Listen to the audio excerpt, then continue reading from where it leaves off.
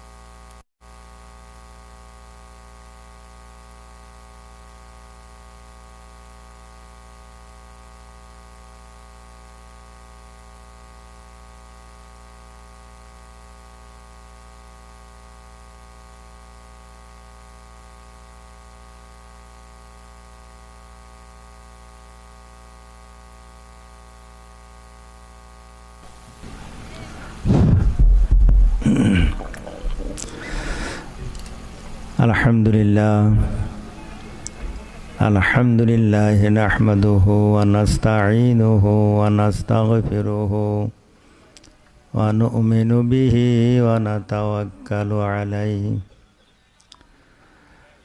ওয়া নাউযু বিল্লাহি মিন শুরুরি আনফুসিনা মান ইয়াহদিহিল্লাহু ফালা মুদিল্লা লাহু ومن يضلله فلا هادي له ونشهد أن لا إله إلا الله وحده لا شريك له ونشهد أن محمدا عبده ورسوله أما بعد فقد قال الله تعالى في كلامه المجيد والفرقان الحميد أعوذ بالله من الشيطان الرجيم بسم الله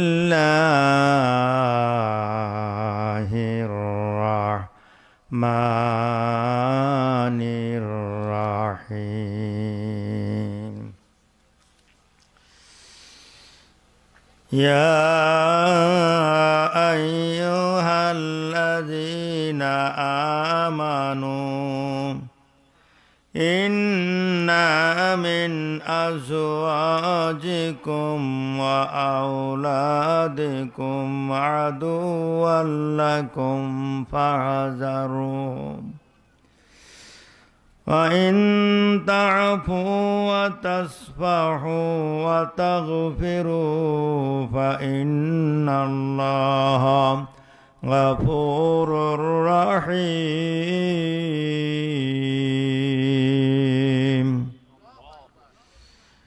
إنما أموالكم وأولادكم فتنة والله عنده أجر عظيم عليه وسلموا تسليما اللهم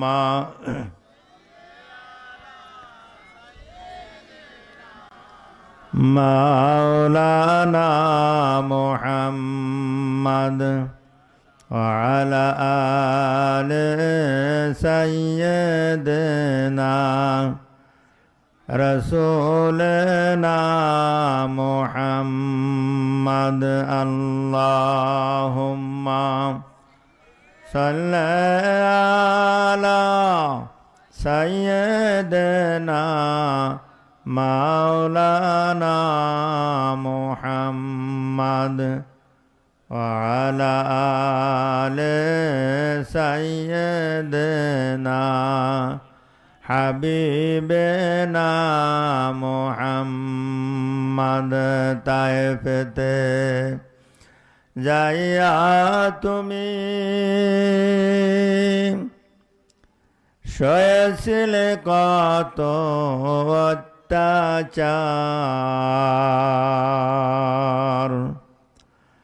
আহারে দয়ার নবী নাসিনীল মুশরিক কুফার আল্লাহুম্মা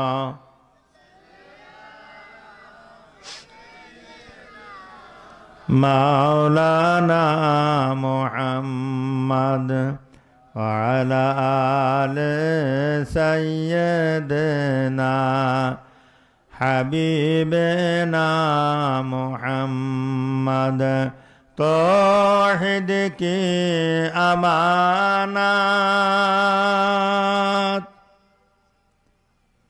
सीनों में है हमारा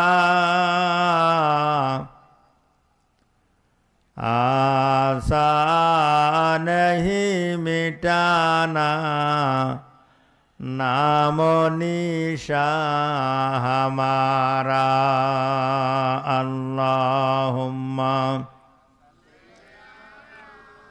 सय्यदना मौलाना मुहम्मद वअला आले सय्यदना नबीना मुहम्मद আলহামদুলিল্লাহ ঐতিহ্যবাহী মোল্লাবাড়ি ঈদগাহ ময়দানে অনুষ্ঠিত 2 দিন ব্যাপী তাফসীরুল কোরআন মাহফিলের শ্রদ্ধেয় সভাপতি আমার শ্রদ্ধেয় মামা অত্তর এলাকার গৌরব কৃতি সন্তান মোল্লাবাড়ি জামি মসজিদের সাবেক ইমাম 2 দিনব্যাপী কোরআনের মাহফিলের শ্রদ্ধেয় সভাপতি মোহতারাম আলহাজ মাস্টার মোবারক হোসেন সাহেব 2 দিনব্যাপী মাহফিলের সম্মানিত মেহমানবৃন্দ আজকের প্রধান অতিথি হিসেবে আসন গ্রহণ করতেন আমাদের প্রাণপ্রিয় নেতা 4.5 লক্ষ মানুষের প্রিয় নেতা 3 বারের সফল এমপি মোহতারাম গাজী নজরুল ইসলাম সাহেব আজকের মাহফিলের বিশেষ অতিথি অত্তর ইউনিয়নের গৌরব কৃতি সন্তান বারবার নির্বাচিত ইউপি চেয়ারম্যান আলহাজ নজরুল ইসলাম সাহেব আজকের মাহফিলের প্রধান বক্তা অন্যান্য মেহমানবৃন্দ সম্মানিত ওলামায়ে দ্বীন হাফেজে কোরআন মুরব্বানে কেরাম হাজুল হারামাইন যুবক ভাইরা কচিকাচা মাসুম বাচ্চারা জানাই এই এলাকার যুবকদের রাকিবুল ইসলাম সহ আমার প্রাণপ্রিয় ছাত্র রাকিবুল সহ তার সাথী যুবক ভাইদেরকে যাদের ত্যাগ কোরবানির মাধ্যমে এত বড় ঝুঁকি নিয়ে রিস্ক নিয়ে 2 দিন ব্যাপী তাফসীর করার মাহফিল করার সাহস নিয়ে আল্লাহর উপরে ভরসা করে এই মাহফিল করছে রব্বুল আলামিন যেন ওই সমস্ত যুবকদেরকে হযরতে খালিদ বিন ওয়ালিদের মতো হযরত ওমর ফারুকের মতো হযরতে সাহাবায়ে কেরামদের মতো কোরআনের সৈনিক হিসাবে কবুল করেন সকলে বলে আমিন। আমি মাগফিরাত কামনা করি আমাদের পিতামাতা আত্মীয় স্বজন মুরব্বী সন্তান সন্ততি অনেক মা বোনের স্বামী শ্বশুর শাশুড়ি সন্তান সহ যারা দুনিয়া থেকে চিরবিদায় নিয়ে এই এলাকার চতুর্পাশে শুয়ে আছে মাটিতে হাজার হাজার মন মাটি নিয়ে কুল্লুম আতি ইয়াউমাল কিয়ামতে ফারদান আল্লাহ বলেছে একা একা মৃত্যুর পরে কিয়ামত শুরু হয়ে যায় তারা কঠিন অবস্থায় কবরে শুয়ে আছে। এই 2 দিন ব্যাপী এই জান্নাতের বাগান থেকে, এই কোরআনের মাহফিল থেকে আমি আল্লাহর কাছে দোয়া করি, আল্লাহ এই 2 দিন ব্যাপী কোরআনের মাহফিলের ওসিলায় কিয়ামত পর্যন্ত আল্লাহ কবর আযাব মাফ করে দাও। শুধু মাফ করা নয়, আল্লাহ তাআলা যেন তাদের জান্নাতুল ফেরদাউসের মেহমান হিসেবে কবুল করেন। সকলে বলে আমিন। অনেক মুরব্বী আছে আল্লাহওয়ালা, আমরা চিনতাম না, জানতাম না, যেন তাদের রুহানি দোয়া আল্লাহ আমাদের নসিব করেন। সকলে বলে আমিন। প্রিয় ভাইরা বোনের আমার, মা বোন যারা আছেন, অনুরোধ করব আমরা কথাগুলো শুনি, কারণ কোরআনের মাহফিলের একটা কথা শোনা মানে আপনার জীবনের সগীরা গুনাহ মাফ হয়ে যাবে। বলুন সুবহানাল্লাহ। আল্লাহ নবী বলেছেন এই কোরআনের মাহফিলে, ইবনে মাজাহ শরীফের হাদিস, যে কোরআনের একটা আয়াত আপনি শুধু তেলাওয়াত শুনলেন। হযরতে সুফিয়ান সাউদী রাহমাতুল্লাহ আলাইহি তিনি ইন্তেকাল করেছেন। তার এক বন্ধু আল্লাহর ওলি স্বপ্নে বলছে, ভাই কেমন আছেন? বলছে আমি কেমন আছি। হযরত বায়জিদ বোস্তামি রহমাতুল্লাহ আলাইহি, হযরতে বায়জিদ বোস্তামি রহমাতুল্লাহ আলাইহি তিনি ইন্তেকাল করেছেন। তার সাথী বন্ধুরা স্বপ্নে বলছে, হে বায়জিদ কেমন আছো?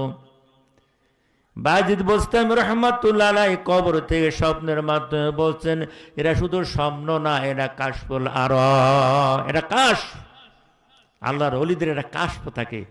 কাশ মানে হচ্ছে এমন আল্লাহ দেওয়া এমন একটা শক্তি, এমন একটা ক্ষমতা।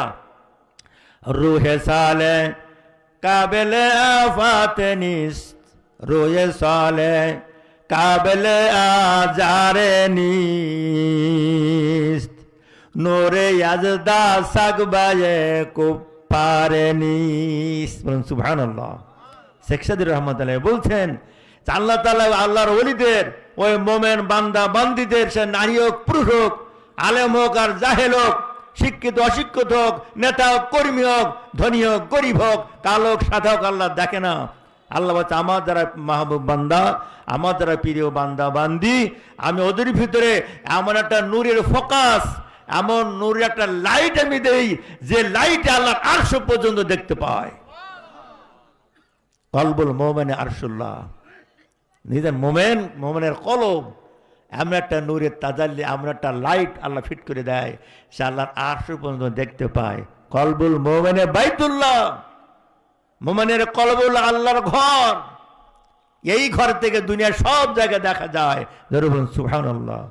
যদি আমরা সেই মর্যাদা অর্জন করতে পারি, এই কাশফুল আরওয়া, কাশফুল কুবুর, কাদরিয়া তরিকা, কাদরিয়া চিশতিয়া, নকশবন্দি, মুজাদ্দিদে আলিয়া, চার তরিকার পীরে কামেল তারা বলেছেন কাশফুল আরওয়া, কাশফুল কুবুর, এই সবক, এই কাশফ আল্লাহ তাআলা যাদেরকে দান করি, এরা কবরের পাশে যে চক্ষু বন্ধ করে দাঁড়ালে কবরের হারাত তারা বুঝতে পারে। হযরতে বাজিদ বোস্তামি ইন্তেকালের পরে আল্লাহর ওলি বলছে, বাজিদ আল্লাহ তোমার সাথে কেমন ব্যবহার করেছে?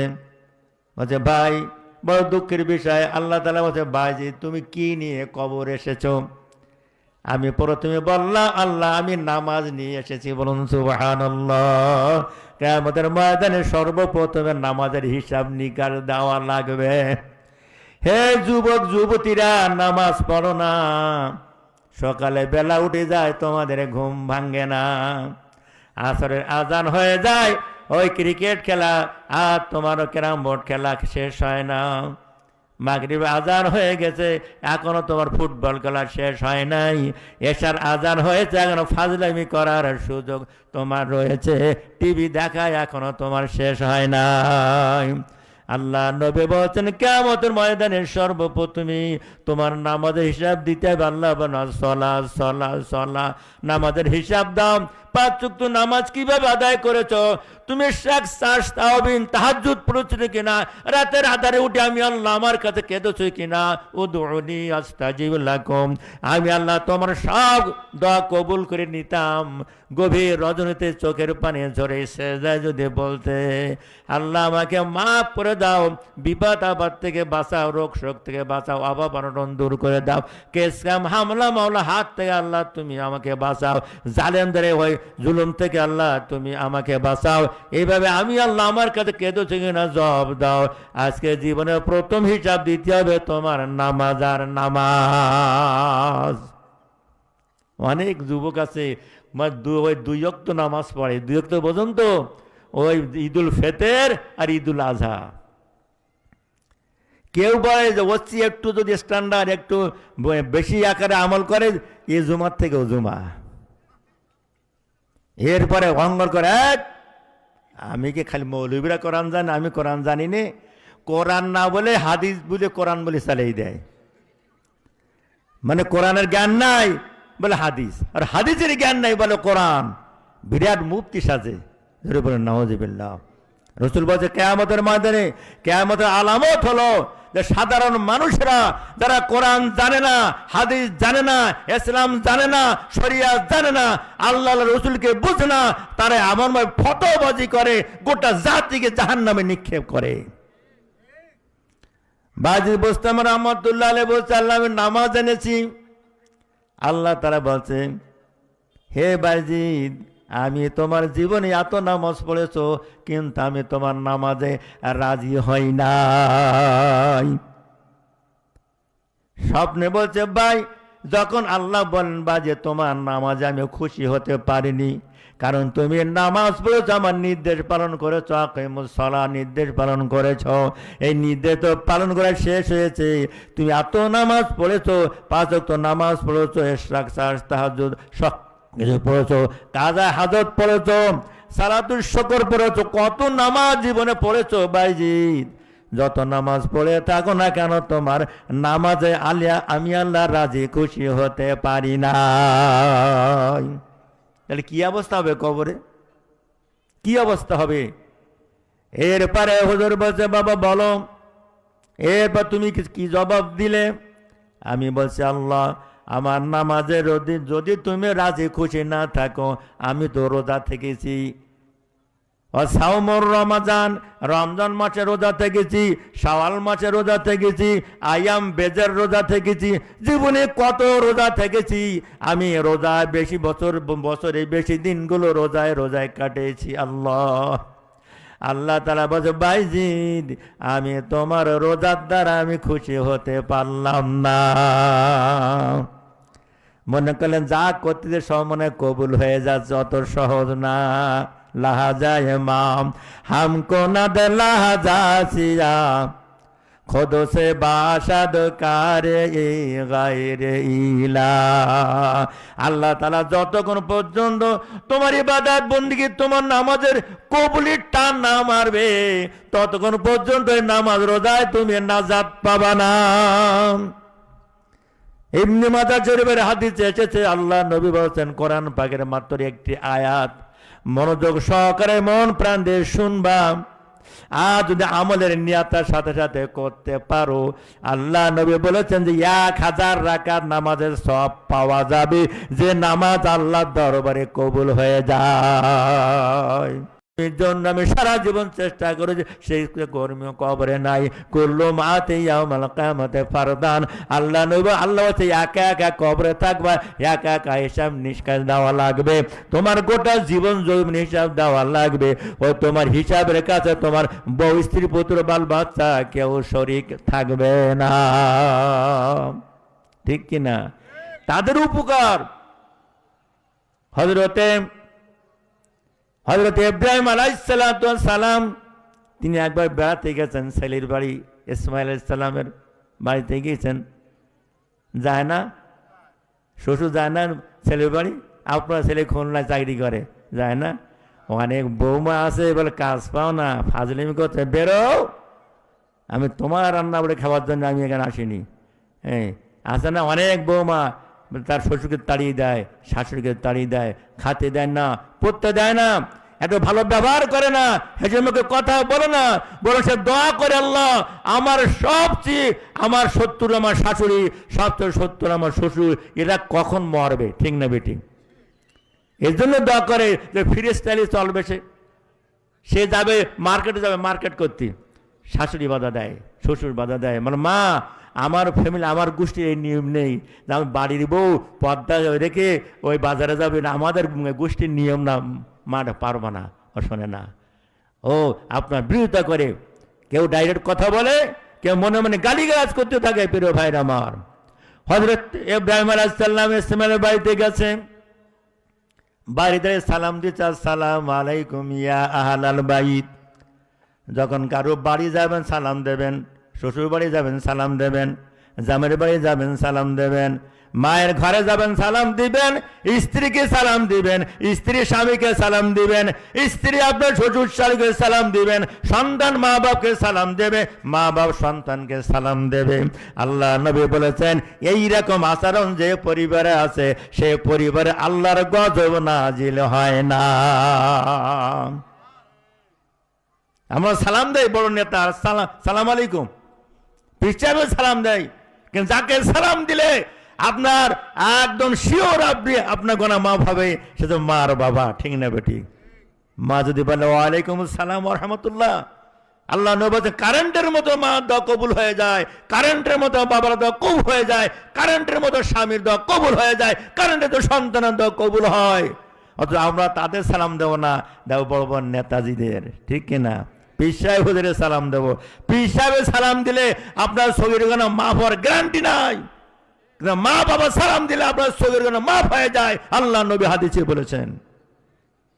হযরত ইব্রাহিম আলাইহিস সালাম যে সালাম দেয়, আসসালামু আলাইকুম ইয়া আহলাল বাইত, হে বাড়িওয়ালারা যারা আছো, মানুষ হোক জিন হোক যারা আছো, সবার জন্য শান্তি। সুবহানাল্লাহ, এটা সুন্নাত। কোন বাড়িতে আসসালামু আলাইকুম ইয়া আহলাল বাইত, হে বাড়িওয়ালারা। তো বাড়িতে খালি মানুষ থাকে, ওইভাবে মানুষ থাকে, জেন থাকে, পোকামাকড় থাকে, ইঁদুর থাকে, কত কি থাকে, সবার জন্য দোয়া করা হয় আসসালামু আলাইকুম ইয়া আহলাল বাইত, এই বাড়িতে যারা আছো প্রতি আল্লাহর রহমত নাজিল হোক। সুবহানাল্লাহ। সালামের জবাব আসে না। ইব্রাহিম আলাইহিস সালাম বলছে কি ব্যাপার, কেউ কি বাসায় নাই, সব কি মারা গেছে না জানতো না সফরে গেছে? বারবার সালাম দিচ্ছে, সালামের কোনো জবাব নাই। তিন বার করে নবী সালাম দিয়েছেন। আল্লাহ নবী বলছেন যখন তুমি কোনো বাড়িতে যাও প্রথম সালাম দাও, সালামের জবাব পেলে না আবারও সালাম দাও, সালামের জবাব পেলে না আবারও সালাম দাও। তৃতীয়বার সালাম দেওয়ার পরে যদি কোনো জবাব না পাও, মনে দুঃখ নিয়ে না, ব্যথা নিয়ে না, তুমি বাড়িতে ফিরে এসো খবর দেওয়ার জন্য। বিনা অনুমতিতে তুমি ঘরে ওই বাড়িতে পাঁচিলের মধ্যে প্রবেশ করবা না। খবরদার, খবরদার। হযরত ইব্রাহিম সালাম তাকে যে সালাম কালাম কেউ জবাব দেয় না, উনি ফিরে যেতেছেন, বলছে বাড়ি কেউ আসি কিনা জানি না, শোনো যদি কেউ বাড়ি থেকে থাকো আমি ফিরে যেতেছি, আমি এসেছিলাম ইসমাইলের কাছে আমি সাক্ষাৎ করতে। স্ত্রী টনক নড়ি গেছে যে নাম ধরে বলছে আমার স্বামী একজন নবী ইসমাইল, তার নাম ধরে কথা বলার কোন ব্যক্তির অধিকার নাই। ইনি বলছেন ইসমাইল কি বলো, আমি ফিরে গেলাম। এবার স্ত্রী বলছে কে আপনি? বলতে কে পরিচয় লাগবে না মা, কে পরিচয় আমি দেব না, আর পরিচয় নেওয়ারও দরকার নাই। তো একটা কথা বলি যে ইসমাইল বাড়ি আসলে বলো এই কাজটা করতে। কি কাজ আপনারা জানেন? যে পাঠাও, মানে এই দরজার চৌকাটটা একটু চেঞ্জ করতে বলো। কিন্তু এই দরজাটা খুব মানে বাইতুল হামদ না, আর এই ঘরটায় কোনো বরকত নেই, এই দরজা দিয়ে এই ঘরে কোনো বরকত প্রবেশ করে না, কোনো রহমত প্রবেশ করে না। কারণ ঘরের মধ্যে যারা অবস্থান করতেছে তারা আল্লাহর রহমত বরকত পাওয়ার যোগ্য না। বলুন নাউজুবিল্লাহ। নবী যদি মুখ দিয়ে কথা বলে, কোন আলেম যদি আপনার বাড়িতে এমন কথা বলে এই বাড়ির মানুষ ঢুকতে চায় না, ঢোকার মতো না, বেয়াদব, জানবেন আল্লাহর গজব শুরু হয়ে যাবে। সাবধান, আলেম থেকে সাবধান থাকবেন। আলেম যে ক্যাটাগরি হোক, আপনি আলেমের চেয়ে বড় হুজুর হতে পারেননি। আপনি হাদিসের কিতাব কয়টা পড়েছেন, তফসির কয়টা পড়েছেন, তারা 18 থেকে 20 বছর ধরে লেখাপড়া শিখেছে।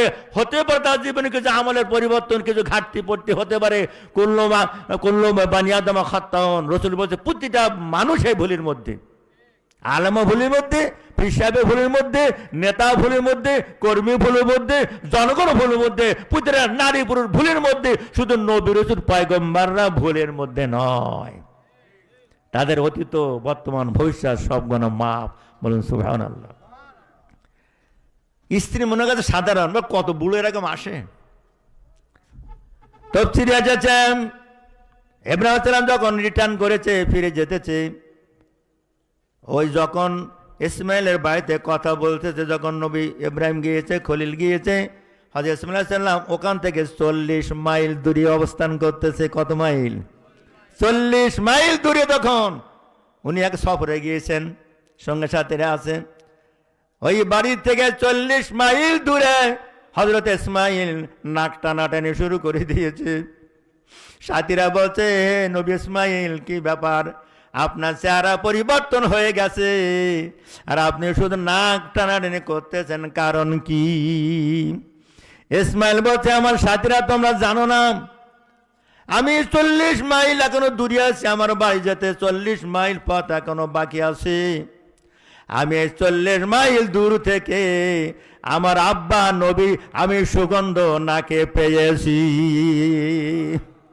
আমার বাবা ইব্রাহিম তিনি আমার বাড়িতে এসেছেন, 40 বছর 40 মাইল দূর থেকে নবীর নবিয়ানা সুগন্ধ সেন্ট আতর আমার নাকে এসেছে। আমি আশ্চর্য হয়ে যাচ্ছি যে আমার বউ তার সাথে কেমন ব্যবহার করেছে। আল্লাহু আকবার। দেখেছেন 40 মাইল দূরে, আমি অধিকার যাব না। একজন সাহাবী বলছে, ইয়া রাসূলুল্লাহ, 40 মাইল দূর থেকে যদি নবীদের সুগন্ধ পাওয়া যায়, নবীরা অথবা উলামা ওয়ারাসাতুল আম্বিয়া অথবা তার ওয়ারিস কোন আলেমেরা যদি কোন এলাকায় যায়, সেখানে বরকত কি পাওয়া যায়? আল্লাহ নবী বলেন, সাহাবারা শুনে নাও, আমি নবী যখন কোন এলাকায় যাই, আমি যখন দুনিয়ায় থাকবো না, আমার উম্মতি মুহাম্মাদের মধ্যে আল উলামা ওয়ারাসাতুল আম্বিয়া, যারা হাক্কানি রব্বানি আলেম, যারা আলেমারা আছে, ওরা আমার ওয়ারিস, আমার উত্তরাধিকারী। কোন হাক্কানি আলেম যখন কোন এলাকায় যায়, আল্লাহ তাআলা 40 দিন পর্যন্ত ওই এলাকার কবর আযাব মাফ করে দেয়। জোরে বলুন সুবহানাল্লাহ। 40 দিন পর্যন্ত কবর মাপ। আমরা বুঝতে পারছি না, আপনি যদি এখনই মারেন, আজ মাহফিল আরেকদিন হয়, আপনি কবরে একদিন টের পাবেন যে কি হচ্ছে।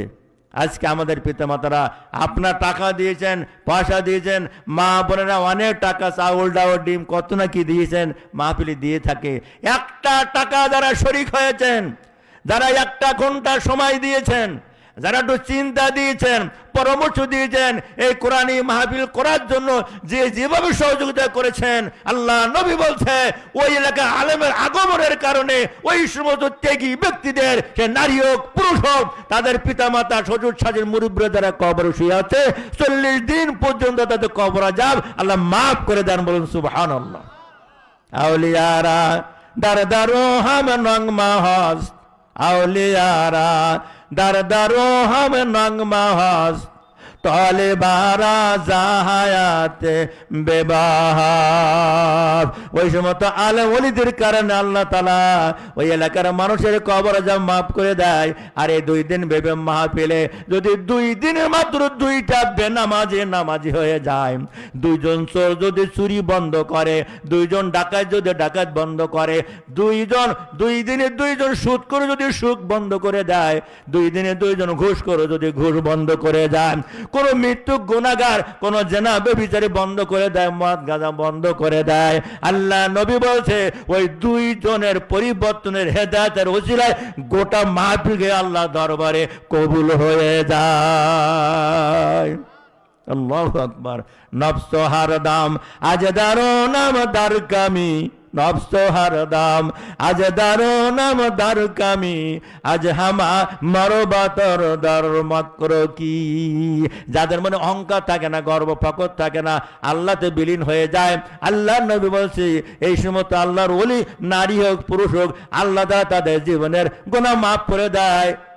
অতীতের সব ইহতিসাবান গফিরাল্লাহু মা তাকাদ্দামা মিন জামবিহি। নবী বলছেন যদি এই 2 দিন মাহফিল শোনার কারণে, কোরআন শোনার কারণে, ওলামায়ে হাক্কানীদের জবান থেকে পবিত্র কোরআনের বয়ান শোনার পরে যদি তুমি অন্যায় কাজ ছেড়ে দাও, ইহতিসাবান হিসাব করে করে যদি তুমি ফিরে এসো আল্লাহর পথে, কোরআনের পথে, তাকাদ্দামা মিন জামবিহি, নবী বলেছেন পিছনের সব গুনাহ আল্লাহ মাফ করে দেয়। আল্লাহ পারে কি না? অবশ্যই পারে। আর একটা সব কি জানেন, শুনলে আশ্চর্য হয়ে যাবেন। ধরুন এখানে আপনার যদি 1000 লোক থাকেন, 1000 লোক একজনের দোয়া আল্লাহ কবুল করে নিয়ে তার বাপ মার কবর মাফ করে দিয়েছে। এবারে কি হবে, এই 1000 লোকের বাপ মার যত সব, যারা এই মাহফিল বাস্তবায়ন করেছে, তাফসীরুল কোরআনের ব্যবস্থা করেছে, টাকা পয়সা শ্রম দিয়ে, আল্লাহ নবী বলছেন এই যাবতীয় আমলে সব যোগ করে যা হয়, এই যোগফলা তার বাপ মা দাদা দাদি নানা নানি কবরে যোগ দেওয়া হয়। জোরে বলেন সুবহানাল্লাহ। অনেকেই দূরে থাকে, মাহফিলে আসে না। দেন আমাদের শিল্পী তিনি বলছেন যে কোথায় লোকজন, ভাইরা আমার এখানে বসবেন, বসে থাকবেন, বরকত আছে। শুধু বসে থাকলে জীবনের গুনাহ মাফ হয়ে যায়।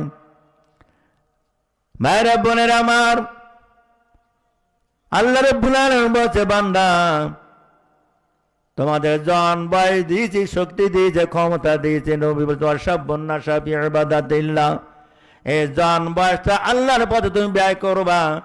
এই যুবকেরা যদি কোরআনের রাজ কায়েমের জন্য চেষ্টা করে, কোরআন প্রতিষ্ঠার জন্য চেষ্টা করে, কোরআনী মাহফিল করে, কোরআনের তাফসীর মাহফিল করে, কোরআনকে ব্যক্তি জীবনে, পারিবারিক জীবনে, সামাজিক জীবনে, রাষ্ট্রীয় জীবনে, অর্থনৈতিক জীবনে, এই জীবনের সকল ক্ষেত্রে কোরআন মেনে চলে, কোরআন প্রতিষ্ঠার জন্য যুবকেরা কাজ করে, আল্লাহ নবী বলেন ওই যুবকদের স্থান হবে আরশের দ্বিতীয় কাতারে। কোন কাতার? ইমামুন আদিলুন সাআতুন ইউজিল্লুহুমুল্লাহু ফি জিল্লিল্লাহ জিল্লাহু, ইমামুন আদিলুন ওয়াশাবুন নাশা ফি ইবাদাতিল্লাহ। আকুল হাদিস, লম্বা হাদিস। আল্লাহ নবী বলেছেন কিয়ামতের ময়দানে কোনো শামিয়ানা থাকবে না, কোনো গাছপালা থাকবে না, কোনো বিল্ডিং বালাখানা কিছু থাকবে না, ফাঁকা আর ফাঁকা। এই চৈত্র মাসে আজ কয়দিন যা রোদ পড়তেছে, যারা রোদের 12টার পরে 1 ঘন্টা দাঁড়াতে যদি পারেন, ও যুবকেরা কত বড় মস্তান হয়েছ। চৈত্র মাসের রোদে 1 ঘন্টা তুমি ওই খালি জায়গায় দাঁড়িয়ে থাকো, টের পাবা তোমার হুঁশ তার থাকবে না, চোখ সব লাটা লাটা হয়ে যাবে। আল্লাহ নবী বলছেন যে সময় এই সূর্য থাকে মাথার মুঠো মাথা উপরে, এখন 9,30,00,000 মাইল উপরে, 9,30,00,000 মাইল উপরে সূর্য অবস্থান করতেছে, সেখান থেকে কিরণ দেয়, আলো দেয়। আল্লাহ নবী হাদিসে বলেছেন কিয়ামতের ময়দানে আমাদের মাথার মুঠো মাথা অথবা 1 বিঘা উপরে থাকবে সূর্য। এই সূর্য তাপ দিতে থাকবে, মানুষের মাথাগুলো টাস করে বাস্ত হয়ে যাবে, মগজগুলো গুলি পড়তে থাকবে, গায়ের ঘামে সবাই হাবুডুবু করতে থাকবে। লা ইয়ামুতু ফিহা ওয়ালা ইয়াহইয়া, আল্লাহ কোরআনে বলেছেন ওই সময় মরবাও না, বাঁচবাও না। ও যুবকেরা, এখন রক্তের গরমে আন্দাজ পাও না, নামাজ পড়তে চাও না, নামাজ পড়তে চাও না, আল্লাহর গোলামি করতে চাও না, আল্লাহর হুকুম মানতে চাও না, আল্লাহর কোরআন প্রতিষ্ঠার জন্য জানমাল কোরবান করতে চাও না, শয়তানের পক্ষে শয়তানের পথে কাজ করে যেতেছ। এমন একদিন আসবে তোমার রক্তের গরম থাকবে না, তোমার সব অসাল হয়ে যাবে, নিজে তুমি টের পাবা না যে আমি কোন হালাতে চলতেছি। কাজে যুবক থাকা অবস্থায় যখন শক্তি সমর্থ আছে, এই সময় নামাজ পড়বা ও যুবকেরা, এই সময় আল্লাহর হুকুম মানবে হে যুবতীরা। যদি এটা না হয় তাহলে কিয়ামতের ময়দানে আল্লাহর আরশের নিচে ছায়ায় বসা যাবে না। আল্লাহ নবী যখন হাদিসের বর্ণনা দিলেন, হে যুবকেরা জন বয়স আল্লাহর পথে কোরবান করে দাও। কারণ কিয়ামতে 5টা প্রশ্ন হবে। যে প্রথম প্রশ্ন হবে তোমার যৌবন কাল, কোন পথে কাটিয়েছ? গানে, সিনেমায়, যাত্রায়, খেলাধুলায়, চুরিতি, ডাকাতি, জেনা, ব্যভিচারী, ধর্ষণ, হত্যা, ইফটিজিম, মদ গাঁজা খাওয়া, কোনটা করেছ? প্রথম যৌবন বয়স। আর যৌবন বয়স 1 থেকে 40 বছর। আপনার হিসাব দিতে হবে সেদিন। আল্লাহ তাআলা, আল্লাহ নবী বলছেন, ওই হিসাব যখন আল্লাহ নবী ঘোষণা করলেন, হে যুবকেরা, হে কোরাইশ যুবকেরা, হে মক্কার যুবকেরা, কিয়ামতের ময়দানে জন বয়সের হিসাব আগে দেওয়া লাগবে। এই কথা বলার সাথে সাথে হযরত আব্দুল্লাহ বিন মাসউদ রাদিয়াল্লাহু তাআলা আনহু মাত্র 20 বছর বয়সের একজন যুবক, 20 বছর বয়সের যুবক ছুটে এসে বলছে, ইয়া রাসূলুল্লাহ, ইয়া হাবিবাল্লাহ, আমাদের জন বয়সের যুবক বয়সে যদি কিয়ামতে হিসাব নিকাশ দেওয়া লাগে কোড়ায় গন্ডায়, ফামান ইয়ামাল মিসকালা যাররাতিন খায়রান ইয়ারা ওয়া মান ইয়ামাল মিসকালা যাররাতিন শাররান ইয়ারা। যাররা যাররা পরিমাণ তাফসীরে যে যাররা মানে কি, একটা শস্য, শস্য চেনেন তো, যে তেল হয়, একটা শস্য দানাকে 80 ভাগ করলে যা হয় ওর 1 ভাগকে যাররা বলা হয়েছে। পারবেন কেটে কেটে 80 ভাগ করতে? একটা ছোট্ট শস্য, কালো শস্য আপনি 80 ভাগ করতে পারেন? রসুল বলছে ওর 80 ভাগের 1 ভাগ নাম আছে যাররা। হাদিসে আরেক বর্ণনা দিয়েছে যে যখন সকালবেলা সূর্য ওঠে, বেলা ওঠে, আপনার জানলাত দেখবেন ওই সূর্যের আলো আসতেছে, আর যেন ছোট্ট ছোট কি গুড়ু গুড়ু কি দেখা যায়, দূরবীন ছাড়া বোঝা যায় না, ওই যে ছোট্ট ছোট কি দেখা যায়, ছোট ছোট জঞ্জাল আবর্জনা, একবার ছোট্ট, অনেকে খালি চোখে দেখতে পায় না, শুধু দেখা যাবে। রসুল বলছে জানলা দিয়ে যখন সূর্যের আলো ঢুকবে ওই সময় একটু দেখা যাবে যেন কি বাড়ি উঠতেছে, ওর চেয়ে আরো ছোট নাম হলো যাররা। আল্লাহ নবী বলেন যাররা যাররা উপর হিসাব নিকাশ দেওয়া লাগবে। আব্দুল্লাহ বিন মাসউদ এসে বলছে, ইয়া রাসূলুল্লাহ, ইয়া হাবিবাল্লাহ, এত যাররা যাররা উপর হিসাব যদি দেওয়া লাগে, আমি জন যুবক মানুষ, এই বয়সে যদি আল্লাহর কাছে কোরবান করে দিতে চাই, ইন্না সলাতি ওয়া নুসুকি ওয়া মাহইয়ায়া ওয়া মামাতি লিল্লাহি রাব্বিল আলামিন। আয় আল্লাহ, যদি আমি আমার জানমাল, হায়াত, মওত, নামাজ, রোজা, কোরবানি সব যদি আল্লাহর কাছে আমি বিক্রি করে দেই, কোরবান করে দেই, আল্লাহ কি আমাকে মাফ করবে? আল্লাহ নবী বলেন আব্দুল্লাহ বিন মাসউদ শুধু মাফ করবে না, মাফ তো অটোমেটিক হয়ে যাবে। আর কিয়ামতের ময়দানে আল্লাহর আরশের 7টা কাতার থাকবে, 7 লাইন চেয়ার দেওয়া থাকবে, দ্বিতীয় লাইনে থাকবে তোমাদের মতো যুবকেরা। ইমামুন আদিলুন, প্রথম কাতারে থাকবে ন্যায় বিচারক। কারণ সমাজে যদি ন্যায় বিচার চালু হয় সে সমাজে অশান্তি থাকে না। ন্যায় বিচার বিগত 18 বছর তো দেখেছিলেন, ন্যায় বিচার দেখেছিলেন না? ন্যায় বিচার কোথায় লোক নাই, জন নাই, কেন নেই, কাম নেই, সব বড় বড় আলেমদেরকে, ভালো ভালো লোকদেরকে ধর্ষণ খেতে, সাইদের মতো একজন হাক্কানি আলেম, সারা দুনিয়ার একজন শ্রেষ্ঠ ওলি মানুষ, তাকেও ধর্ষণ কেজে দেওয়া হয়েছে। নাউজুবিল্লাহ। এইরকম কেউ ধর্ষণ, কেউ চোর। আমি নাকি ওয়ান শাটার গান নিয়ে আমি দাঁড়িয়েছিলাম, আমার কেস এরকম তো 25-26টা কেস আমার ছিল। একা কেস, আমি কি ওয়ান শাটার গান নিয়ে, আমি জীবন চোখে দেখিনি, চিনি না, আমি ওয়ান শাটার গান নিয়ে দাঁড়িয়ে আমি পুলিশের পা ভাঙেছি, আমি ওসির পা ভাঙেছি। আমি তো আল্লাহকে আমাকে এত মোস্তান বানিয়েছে যে ওসির এদের ঠ্যাং ভাঙেছি। এরকম কেস, বলুন নাউজুবিল্লাহ। ধর্ষণ কেস পর্যন্ত দেওয়া হয়েছে আমাকে। আমি এমপি সাহেব বলছি, ভাই আমার সর্বশেষ কেস ধর্ষণ কেস। উনি বলেন আলহামদুলিল্লাহ। আমি বলতাম আলহামদুলিল্লাহ বললেন কে? কেস তখন 25টা হয়ে গেছে, 25 নম্বর কেস হতো ধর্ষণের কেস। আমি নাকি দিনের বেলা মাদ্রাসার রাস্তা দিয়ে যাচ্ছিল, মহিলারা আমি ধর্ষণ করেছি। উনি বলেন আলহামদুলিল্লাহ, কারণ ধর্ষণকে এত বড় জ্বলন্ত জুলুমি আপনার উপরে চাপিয়ে দিয়েছে, এবার আল্লাহ রহমান নাযিল হবে। সুবহানাল্লাহ। কারণ আল্লাহ মানুষকে দেখে। হযরতে আব্দুল্লাহ বিন মাসউদ বলতে, ইয়া রাসূলুল্লাহ, ইয়া হাবিবাল্লাহ, আমি এখন এই সিদ্ধান্ত নিলাম, লা ইলাহা ইল্লাল্লাহ, লা ইলাহা ইল্লাল্লাহ মুহাম্মাদুর রাসূলুল্লাহ। পাশে ছিল হযরতে আলী। পাশে কে ছিল বলেন? আলী ছিলেন তো? আলী কে বলুন তো? সবাই বলেন আলী রাসূলের কি হয়?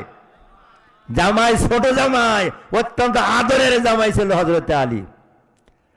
হযরতে আলী বয়স তখন 10 বছর, কেউ বলেছে 9 বছর, কেউ বলেছে 10 বছর। 10 বছরটা ধরি। হযরত আলী রাদিয়াল্লাহু তাআলা আনহু বয়স তখন 10 বছর। হযরত আলী বলছে, ইয়া রাসূলুল্লাহ, ইয়া হাবিবাল্লাহ, ভাই আব্দুল্লাহ বিন মাসউদ কলেমা পড়লো কেন? বলে আরশের নিচে নূরের চেয়ারে বসবে তাই। হযরত আলী 10 বছরে কান্না শুরু করে দিয়েছে, ইয়া রাসূলুল্লাহ, ইয়া হাবিবাল্লাহ, আমি আলী গোটা জীবনটা আপনার পথে কোরবান করে দিতেছি, আমি কি ওই কাতারে বসতে পারবো না? নফস হরদম আজ দারু নাম দারুকামি, আজ হামা মরবাতর ধর্মকর কি। ইয়া রাসূলুল্লাহ, ইয়া হাবিবাল্লাহ, আমি কি ওই আরশ আযমের দ্বিতীয় কাতারে বসতে পারবো না? আল্লাহ নবী বলছে, আলী তুমি অবশ্যই পারবা, সত্য হলো এক, কলেমা পড়তে হবে, দুনিয়ার সব খোদাকে তাড়িয়ে দিয়ে একমাত্র ইল্লাল্লাহ, আল্লাহ ছাড়া কোনো রব নাই, আল্লাহ ছাড়া কোনো সৃষ্টিকর্তা নাই, আল্লাহ ছাড়া কোনো বিপদ বাঁচানো খাওয়া পাওয়ানো কোনো মালিক নেই। আল্লাহকে এবার রীতিমতন শিরক মুক্তভাবে বেরেনে ঢুকতে হবে, আর নবীকে নেতা মানতে হবে। মা আতাকুম রাসূলু ফাখুযুহু ওয়া মা নাহাকুম আনহু ফান্তাহু। জীবনের সকল ক্ষেত্রে ব্যক্তি, সমাজ, পরিবার, রাষ্ট্র, ব্যবসা বাণিজ্য, দল পার্টি, রাজনীতি, অর্থনীতি, জীবনের সকল ক্ষেত্রে যে যুবকেরা আমি নবী আমাকে নেতা বলে মানবে, আল্লাহর কোরআনকে সংবিধান বলে মানবে, আল্লাহ দিন প্রতিষ্ঠার জন্য যারা জানমাল কোরবান করবে, হে আলী তুমি শুনে নাও, 10 বছর বয়স হলে কি হবে? আমি নবী ঘোষণা দিতে পারি, তুমি আরশ আজিমের দ্বিতীয় কাতার একজন সদস্য শুধু নয়, তুমি হবে একজন জান্নাতি। 10 বছরের যুবক পাশে ছিল হযরত আরকাম রাদিয়াল্লাহু আনহু। আরকাম তখন তার বয়স ছিল মাত্র 17 বছর।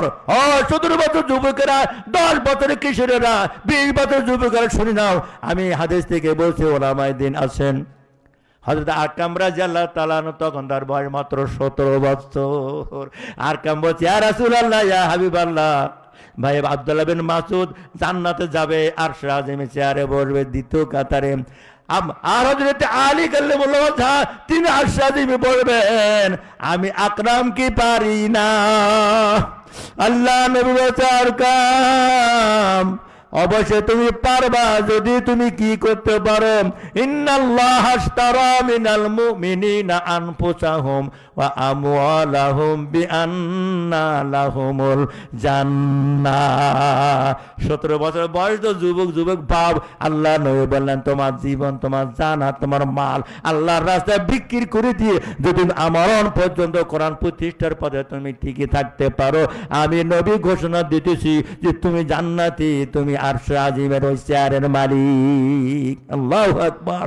হযরত আরকাম রাদিয়াল্লাহু আনহু, ইয়া রাসূলুল্লাহ, আমি আর কি জানমাল কুরবান করব, আমি তো বড়লোক না, গরিব মানুষ, আমার যে ভিটিটা আছে ওটা আমি দিয়ে দিলাম, ওই ভিটি একটা ঘর আছে ওটা দিয়ে দিলাম, একটা বইটা কেনা আছে দিয়ে দিলাম। ইয়া রাসূলুল্লাহ, ইয়া হাবিবাল্লাহ, আমার অস্তবার সম্পত্তি যা আছে আমি নবীর হাতে আল্লাহর কাছে দিয়ে দিলাম।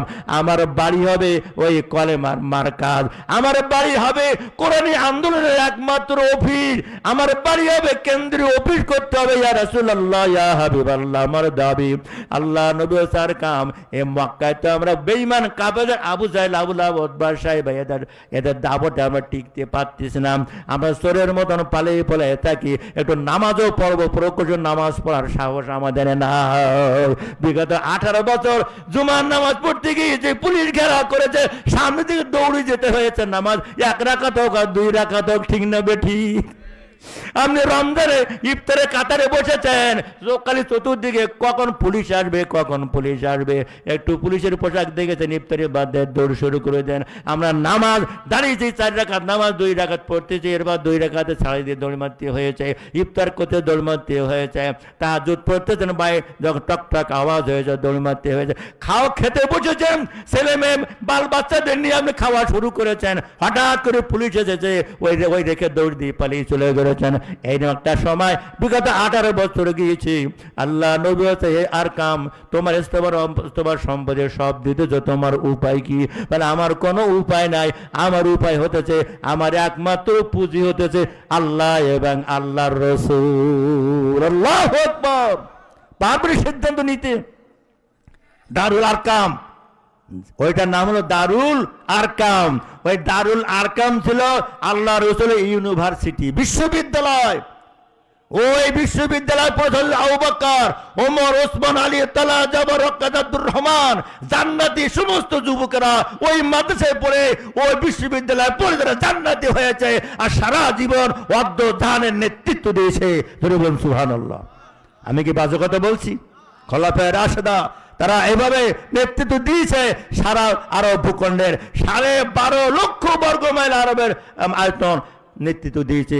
অর্ধজাহানের বাচ্চা ওমর ফারুক হয়েছে, হযরত আবু বকর, হযরত ওসমান, হযরত আলী তারা নেতৃত্ব দিয়েছে, কোরআনের নেতৃত্ব দিয়েছে। আর তারা সবচেয়ে বেশি বয়সে ইসলাম কবুল করেছেন হযরত আবু বকর, তখন তার বয়স 34 থেকে 35 বছর। এই এত সবচেয়ে বুড়ো মানুষ কলেমা পড়েছিল এই সময়। 34-35 বছর বুড়ো না হয় না যুবক, তখনও যুবক। এমন করে তাহলে হযরত আলী আরকাম, আল্লাহ নবী দারুল আরকামে তিনি কোরআনের তালিম দিতেন, ওখানে যুদ্ধের ট্রেনিং দিতেন, কিভাবে সারা দুনিয়ায় কোরআন কায়েম করবেন, মক্কায় কিভাবে ওই বেঈমান জাহেলদেরকে কোরআনের দাওয়াত দেবেন, ওখান থেকে ট্রেনিং হতো, পরামর্শ হতো। ওই দারুল আরকাম ছিল আল্লাহ নবীর ইউনিভার্সিটি, ওই দারুল আরকাম ছিল ক্যান্টনমেন্ট, ওখানে সৈনিকদের সেনানিবাস ছিল, যুদ্ধের ট্রেনিং দেওয়া হতো ওই দারুল আরকামে।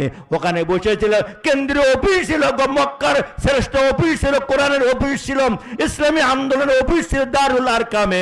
আল্লাহ নবী ছিলেন তিনি সভাপতি, সাহাবায়ে কেরাম ছিলেন তার সদস্য। ওখান থেকে তিনি বলতেন কিভাবে আমরা সিরিয়ায় দাওয়াত দেব, কিভাবে আমেরিকায় দাওয়াত দেব, কিভাবে রোমে দাওয়াত দেব, কিভাবে কাসরা কাইসারের কাছে দাওয়াত দেব। ওখানে তিনি অঙ্ক করতেন। দারুল আরকাম থেকে সারা দুনিয়ায় তিনি কলেমার দাওয়াত দিয়েছে। 17 বছর বয়সে যুবক কি বুঝলো, কি জানলো, শুধু আরশে আযমে বসার জন্য, জান্নাতি হওয়ার জন্য গোটা জীবনটা কোরবান করে দিয়েছে। বলুন সুবহানাল্লাহ। তবুকের যুদ্ধে হযরত ওসমান রাদিয়াল্লাহু আনহু তিনি সবচেয়ে বড় লোক, তার নাম ছিল জিন্নুরাইন, 2 নূরের অধিকারী। হযরত রোকেয়া নবীর বড় মেয়ে, তার বউ ছিল মারা গেল, এরপর কুলসুমকে বিয়ে করলো, তাই নবীর নাম দিয়েছেন জিন্নুরাইন, 2 নূরের অধিকারী। বলুন সুবহানাল্লাহ। আল্লাহ নবী কিতাবে বলেছে আমার যদি আল্লাহ একটার পর একটা মেয়ে দান করতো আর মূর্তি থাকতো, যত মেয়ে মরতো আমি ওসমান যদি বিয়ে দিতাম, যদি 100 মেয়ে আল্লাহ আমাকে দান করতো আর একটার পর একটা সব মারা যেত, আমি ওসমানকে বিয়ে দিতাম। ওসমানের মতো জামাই সারা দুনিয়ায় কেউ খুঁজে পাবে না। সুবহানাল্লাহ সুবহানাল্লাহ। বলতো ওসমান তুমি কি দেবা? আমরা বলি আমাদের আপনজন কাছে নিশ্চয় না, এমনকি সাইলি 5,000 টাকায় তফসিল মাহফিলে দেবে। বাপ বলে এই বাবা অত টাকা দিচ্ছিস কে? বলুন নাউজুবিল্লাহ। কোপাল পড়া বাবা, আপনি বলেন বাবা 5,000 আরো 1,000 বেশি করে দে, আপনি কবরে গেলি আপনি 6,000 টাকা সব পাচ্ছেন। আর আপনি বাবারা এত দরদি বলে খোকো অত টাকা দিচ্ছি কে? এই 2,000 দে, 1,000 দেড় লোক দিচ্ছে 500। উদ্বুদ্ধ করবেন ছেলেদেরকে মেয়েদেরকে, আমি কোনো না আসছি সেই জায়গায়, উদ্বুদ্ধ করবেন। হযরত ওসমান বলছে রাসূলুল্লাহ আপনি বলুন আমি কি করব বলুন। আল্লাহ নবী বলছে ওসমান আমি বলবো না, তুমি বলো, তোমার চিন্তা কি বলো। হযরত ওসমান বলছেন ইয়া রাসূলুল্লাহ এই তবুকের যুদ্ধে যত সৈন্যবাহিনী আছে প্রায় 1 লক্ষেরও বেশি ছিল। এই 1 লক্ষ সৈন্য যারা আছে এর 3 ভাগের 1 ভাগ সৈন্য 33,000। এই 33,000 সৈন্যের যাবতীয় খরপোট খানা পিনা আমি ওসমান আমি সব দিয়ে দেব। 33,000 সৈন্য, যে সৈন্য তবুকের ময়দানে যুদ্ধে আমরা যেতেছি, এই 3 ভাগের 1 ভাগ সৈন্যের যত খরচ, যাবতীয় খরচ আমি ওসমান গ্রহণ করব। কেন? আমি তো আদালতে আখিরাতে আমি আমার একজন যুবক, আমি আরশের নিচে, ও আল্লাহর আরশের নিচে নূরের চেয়ারে 2য় কাতারে বসতে পারি। শুধু 2য় কাতারে নয়, ইমামুন আদলুন, আমি ন্যায় বিচারক হয়ে গেল 1ম কাতারে আমি অধিকার পেতে পারি। সুবহানাল্লাহ। আর আমরা দুনিয়ায় কখন মেম্বার হব, কখন চেয়ারম্যান হব, কখন ডিসিএসসি হবে, কখন কার বাস দেব, কখন 30 গো মাত্রাত করবো, কখন টাকা চাঁদ করবো, কখন মিথ্যা কথা বলবো, চুগলখড়ি মুনাফিকি করে ধোঁকাবাজি করব, গোটা জাতিকে ধোঁকা দিয়ে দিয়ে 10 টাকা চাউল খাওয়াবো, ঘরে ঘরে চাকরি দেবো, এইরকম মুনাফিকি পাঠ করে ধোঁকাবাজি করে ক্ষমতা দিয়ে গোটা জাতিকে সে জিম্মি করে ফেলে। ঠিক না বেঠিক? প্রিয় ভাইরা বোনের আমার, আল্লাহ নবী বলছে ওসমান তুমি তো দিয়ে দিলে 3 ভাগের 1 ভাগ সৈন্যের, আর কি তোমার কোনো দেওয়ার মন আছে কিনা?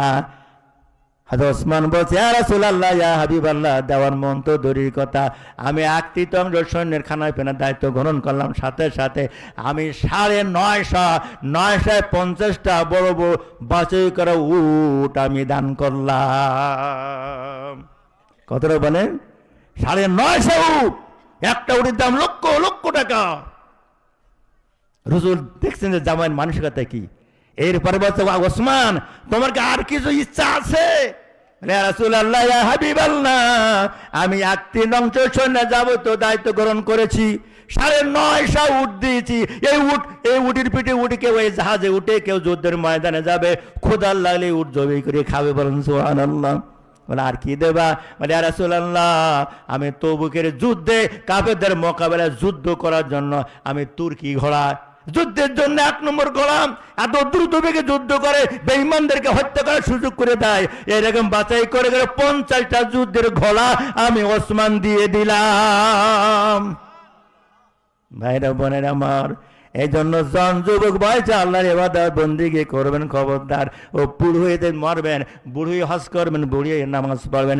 বুড়োর নামাজ, বুড়োর হজ, বুড়োর দান, বুড়োর সৎকা আল্লাহর দরবারে কবুল হয় কিনা সন্দেহ হয়। আলহামদুলিল্লাহ, আমাদের প্রধান মেহমান এসে গেছে, জোরে বলেন আলহামদুলিল্লাহ। প্রধান মেহমান এসে গেছে, জোরে বলেন নারায়ে তাকবীর। আলহামদুলিল্লাহ। আমি কত শর্ট করবো, যেহেতু না শিখেছেন। জি আলহামদুলিল্লাহ। তাই বলছিলাম, হ্যাঁ, ওসমান আদন বলছে আমি এগুলো দিয়ে দেবো। রাসূল বলতে, ওসমান, তুমি যে ত্যাগ করলে এ ত্যাগ একটু বিরল। 950 উট মানে 4 কথা, 50টা ঘোড়া, যুদ্ধের ঘোড়া মানে কি? 33,000 সৈন্যের তুমি দায়িত্ব, তিনি সহজ ব্যাপার। বলছে, ইয়া রাসূলুল্লাহ, ইন্নাল্লাহ আশতারা মিনাল মুমিনিনা আনফুসাহুম ওয়া আমওয়ালাহুম বিআন্না লাহুমুল জান্নাহ। আল্লাহ তাআলা কোরআনে বলেছেন, তোমার জান আর তোমার মাল যতক্ষণ পর্যন্ত আল্লাহর কাছে বেশি বেশি করে বিক্রি করে দিতে না পারবা, ততক্ষণ আমি আল্লাহ তোমার জান্নাত দান করব না। হযরতে আলী 10 বছরে তিনি কি করলেন? ইসলাম কবুল করলেন। নবীর সাথে সাথে থাকে, নবীর সাথে সাথে থাকে। তাফসীর এসেছে হযরত আলী বিন আবু তালেব ছিল তার বাবা, সে কিন্তু ইসলাম কবুল করে নাই। আবু তালেবকে মুসলমান হয়েছিল? হয়নি, কাফির ছিল। আর কাফির হালাতে সে মারা গিয়েছে। রাসূল বলতেন, চাচা, যে ত্যাগ করবে তুমি আমার জন্য করো, একবার মুখ দিয়ে নামাজ কালাম দরকার নেই, কলেমাটা পড়ে যাও, ওর ঠেকান দেওয়ার মতন। বলছে, বাবা, আমি ওইটা পড়লি আমার নাম চিরতরে মুছে দেবে, এ সমাজ, এ জাতি, এটা পারবো না। বলো নাউযুবিল্লাহ। তার কবল হেদায়েত ছিল না, হেদায়েত ছিল। ইহদিয়াল্লাহু মা ইহদিল্লাহু ফালা মুদিল্লা লাহু ওয়া মা ইউদ্লিলহু ফালা হাদিয়া লাহু। আল্লাহ বলছে, হেদায়েতের চাবিকাঠি আমার হাতে। আসলে হেদায়েত তো হবে না, ও ইসলামের দুশমনি করতে করতে বেঈমান হয়ে জাহান্নামী হয়ে ও মৃত্যুবরণ করবে। তাইও করেছে। আলী বিন আবু তালেব একদিন তাকে বিশ্বনেতা মুহাম্মদ রাসূলের সাথে আলী সর্বক্ষণ ঘরে।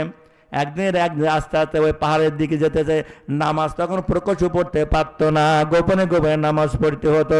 আল্লাহ নবী রওনা দিয়েছেন যে পাহাড়ের গুহায় গর্তের মধ্যে যাই নামাজ আদায় করবে। আবু তালেব বুঝতে পেরেছেন, দেখবো আমার আলী কি করে।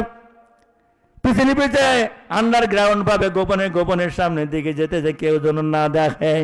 কিন্তু নবী দেখতে পায় কিনা বলেন? তাফসীরে এসেছে, আল্লাহ নবী সামনে যতদূর যেমন দেখতেন, পিছনে ততদূর তেমন দেখতেন। বলুন সুবহানাল্লাহ। রাসূলের কাছে পর্দা ছিল না, সামনে পর্দা ছিল না, পিছনে পর্দা ছিল না। রাসূল সব এই যে কিউরিসিটি রাসূলের মনে জেগেছে, দেখি আমার চাচা কি ভূমিকা নেয়। ওই পাহাড়ের গুহায় যে হযরত আলীর সাথে নিয়ে নবী নামাজে দাঁড়িয়েছে। আবু তালেব গভীরভাবে দেখতেছে আমার কলিজার টুকরা আলীর অবস্থান কি। বিনয়ের সাথে খুজু ইখলাসের সাথে এমন নামাজ পড়তেছে। আবু তালেব বুঝতে পেরেছে, আমি এই অবস্থায় যে আমার কলিজার টুকরা আলীকে যদি আমি আঘাত করি, দুনিয়ার কোন আঘাত সে টের পাবে না। এবার যখন নামাজ শেষ হয়ে গেছে, সালাম ফিরে নবী বাম দেখতে ডান দিকে সালাম ফিরে বাম দিকে গিয়েছে। আবু তালেব বাম দিকে দাঁড়িয়ে আছে। এবার মোহাম্মদ আমাকে দেখুক। আল্লাহ নবী দেখে বলছে, চাচা, আমি আপনাকে দেখেছি, আপনার ভূমিকা কি? বলুন আপনার কি ভূমিকা? আবু তালেব বলছি, মোহাম্মদ, তুমি আমার ভাতিজা, কতবার তুমি আমাকে দাওয়াত দিয়েছো, আমি হয়তো জীবনে তোমার দাওয়াত গ্রহণ করতে পারবো না, কারণ আমি একজন সমাজপতি, আমি সমাজের একজন নেতা। আমি যদি তোমার মতন এতিম, তোমার মতন সর্বহারা, তোমার মতন উম্মি, তোমার মতো একটা সাধারণ অর্ডিনারি মানুষের দাওয়াত নিয়ে যদি আমি কলেমা বলে মরে যাই, আমার নাম দুনিয়ায় থাকবে না, ওরা নির্মূল করে ছাড়বে। কাজে আমি জীবনে হয়তো তোমার কলেমা পড়তে পারবো না, কিন্তু তোমার চিন্তার কোনো কারণ নাই, আমি আলীকে তোমার হাত থেকে নেব না। বলে কেন? বলে আমি আজকে নামাজ দেখলাম, আমার লাত মাংস উজ্জা হবল, জীবনে কত নামাজ শ্রদ্ধা করেছি, প্রণাম করেছি, তাদের মাথা নত করেছি, এত বিনয়ের সাথে, ইখলাসের সাথে, খুজুর সাথে আমরা জীবনে কোনো দেবতার শ্রদ্ধা করি নাই। আজকে আলীকে এই ছেলে মানুষ যেভাবে বিনয়ের সাথে শ্রদ্ধায় মাথা অবনত করেছে, আমি মনে করি তাকে আমাকে নেওয়া ঠিক হবে না। আমি আলীকে তোমার হাতে উঠেই দিলাম, কিন্তু আমি নিজেই কলমে পড়তে পারবো না। ধরে বলেন সুবহানাল্লাহ, আমার নাউজুবিল্লাহ। ভাইরা বোনেরা আমার, যখন আলীর বয়স 23 বছর, এখনো ফাতেমার সাথে বিয়ে হয়নি, 23 বছর বয়সে বদরের যুদ্ধ সংগঠিত হলো। 17 রমজান বদরের ময়দানে নবী 373 জন, 1000। আল্লাহ নবী বদরের ময়দানে যে বলছে, আলী তুমি তো 23 বছরের যুবক, তোমার কি ভয় হয়? আলী বলছে, ইয়া রাসূলুল্লাহ, ভয় তো দূরের কথা, আমার জীবনে এক ফোঁটা রক্ত থাকতে ওই বদরে একজন কাফেরকে আমি ছাড় দেব না। বলবেন সুবহানাল্লাহ। আল্লাহ নবী বলছে, আলী যদি তাই হয়, আমি কলেমার পতাকা তোমার হাতে উঠাইয়ে দিলাম। আল্লাহু আকবার। এই কলেমার পতাকা তোমার কাছে দিয়ে দিলাম, আলী বলো তুমি কি ভূমিকা রাখবে? হযরত আলী বলছে, ইয়া রাসূলুল্লাহ, ইয়া হাবিবাল্লাহ, কাফেররা যদি আমার পা থেকে কোচাকুচি শুরু করে দেয়, আর আমার যতক্ষণ নিঃশ্বাস প্রশ্বাস থাকবে, এই কলেমা ঝান্ডা কেউ নামাতে পারবে না। চীন আরব হামারা, হিন্দুস্তান हमारा, मुस्लिम है हम वतन है सारा जहां हमारा। সারা দুনিয়া তো আমাদের। হযরত আলী ওই 23 বছর বয়সে বদরের যুদ্ধে তিনি ঝান্ডা নিয়ে, কলেমা ঝান্ডা নিয়ে আগে আগে চলতেছেন। নবী সাহাবায়ে কেরামের সর্বপ্রথম যুদ্ধ, নবী যে যুদ্ধের সেনাপতি, আল্লাহু আকবার, নতুন সেনাপতি আর জামার হাতে ঝান্ডা।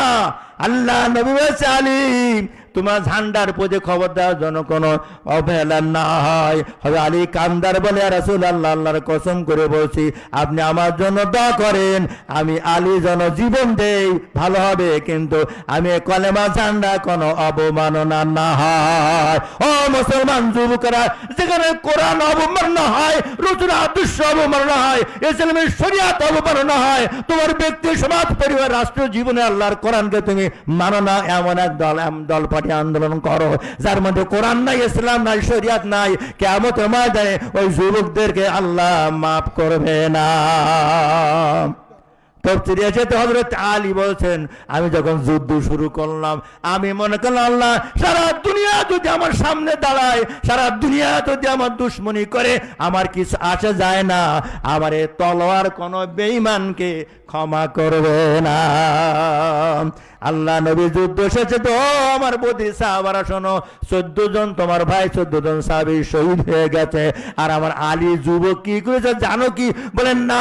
আল্লাহ নবী বলছে, আলী তুমি বলো, কয়জনকে তুমি হত্যা করেছো, কয়জন কাফেরকে জাহান্নামে পাঠিয়ে দিয়েছো? হযরত আলী বলছে, ইয়া রাসূলুল্লাহ, ইয়া হাবিবাল্লাহ, আমি 23 থেকে 28 জন কাফেরকে হত্যা করেছি। বলুন সুবহানাল্লাহ।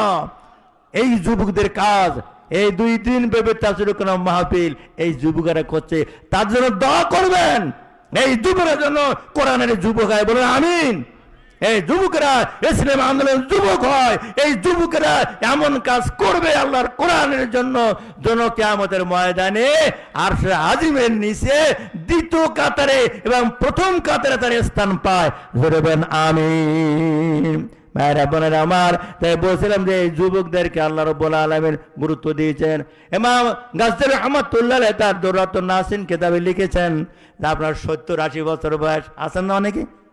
70-80 বছর বয়স, এই সময় যখন নামাজ পড়েন ঠিক মতন উজু হয় কিনা টের পাওয়া যায় না, ঠিক কিনা বলেন? নামাজ 3 রাকাত নামাজ 4 রাকাত পড়েন না 5 রাকাত পড়েন টের পান না, কোনো সময় 4 রাকাত 3 রাকাত হয়, কোনো 3 রাকাত 4 রাকাত হয়ে যায়, ঠিক কিনা? কোন সুরত পড়লাম আগে পিছে তরতিব ঠিক মতো রক্ষা করা যায় না। অনেক সময় 22 সারে উজু নষ্ট হয়ে যায়, বয়সের ভারে সে চেক দিতে পারে না, অনেকে হালকা ডায়াবেটিস প্রেশার হয়ে যায়, টের পায় না, নামাজ তো সে পড়ে। নামাজ শেষ হয়ে যায়, আল্লাহ তাআলাকে ডাক দিয়ে একা এমন কান্নাকে বলে কেরামান কাতিন, বলে কেরামান কাতিবিনা ইয়ালামুনা মা তাফআলুন। হিসাব করে, বলো কি লিখবো আল্লাহ, এই আব্দুর রহমানে কি লিখবো, এই আব্দুল্লাহর সওয়াব কি লিখবো, এই আসিয়া মরিয়াম এই বয়সে বুড়ো বয়সে ঠিক মতন নামাজ হয়নি, মাগরিব 4 রাকাত পড়ে বসে গেছে, অত মনে করছে আমি 3 রাকাত, এশার নামাজ 3 রাকাত পড়ে সারা মির বলতে আমি ঠিক পড়েছি, ও তো ঠিক করতে পারে না, তাই সব তো লেখা যায় না, সব তো ভুল আর ভুল। আল্লাহ ডাক দিয়ে বলে ফেরেশতারা, আমার 70-80 বয়সের বান্দা বান্দা ভুল করে নাই, ওরা ঠিক করেছে। 40 বছর বয়সের এশার নামাজের সব লিখেছো, 40 বছর বয়সের জোহরের নামাজের সব লিখেছো, 40 বছর বয়সের ওই আসরের নামাজের সব লিখেছো, 40-50 বয়সের যুবকের ওই বয়সের নামাজ এশার নামাজ লিখেছো। আর 70-80 বছর অঙ্ক কোচে নামাজ পড়া যাবে না, ওই জন বয়সের নামাজের মতন সব তাদের আমল নামায় লিখে দাও। তাহলে আপনার কোথায় প্লাস হবে, কোথায় যেয়ে 80 বছর নামাজ, কিন্তু আপনার যোগ হবে 40 বছরে যে ওসার নামাজে ভুল হয় নাই, আপনার ব্রেন ঠিক ছিল, উযু ঠিকঠাক করেছেন, রুকু সেজদা ঠিক মতন করেছেন, কিয়াম কেরাত ঠিক মতন আদায় করেছেন, হিসাব করে করে আপনি নামাজ পড়েছেন, আপনার আমার জীবনে কোনো মাপ। কাজেই ওই যুবক বয়সের মা বোনদেরকে বলবো, আমাদের অনেক যুবতী মেয়েরা আছে ভাইরা আমার, সেদিন দেখলাম একজন আমাকে বলছে হুজুর সর্বনাশ শিখেছে, বলে কি, মানে আমাকে বৌমার 3টি ছেলে মেয়ে থুয়ে শুনলাম চিটিগাঙে বেড়াতে গেছে, বলতে এখন ছোট বাচ্চা দুধ খাওয়াবে বেগাটা, ওর বাপ খাওয়াবে না আমি খাওয়াবো, বুঝেছেন তো কি মহব্বত। ওই এদের না টাচ মোবাইল আছে না হাতে, ওই মহব্বতের পুঁজি, টাচ মোবাইল দেবেন না। আমি যে মাহবেদে বলি যে আপনার মেয়ে স্কুলে পড়ে, কলেজে পড়ে, মাদ্রাসায় পড়ে, ভার্সিটিতে পড়ে, আপনার ছেলে স্কুল করে মাদ্রাসা ভার্সিটিতে পড়ে, ওদের হাতে টাচ মোবাইল দেবেন না যতক্ষণ না লেখাপড়া শেষ হয়, যতক্ষণ না বিয়ে শাদী হয়, ঠিক না বেটি? আর যদি দেন তাহলে আপনি জামাই পাবেন ওই এ মুসি কাবরা বেনামাজি সুদখোর ঘুষখোর জামাই পাবেন, চেহারা টকটকে ভালো, ও কি করবে ওই মোবাইলে যোগ দিয়ে দিয়ে মোবাইল কথা বলে বলে, আজকাল কোনো ঘটক লাগে না, মোবাইল সবচেয়ে বড় ঘটক, মোবাইল ঘটকালি করে দেয়।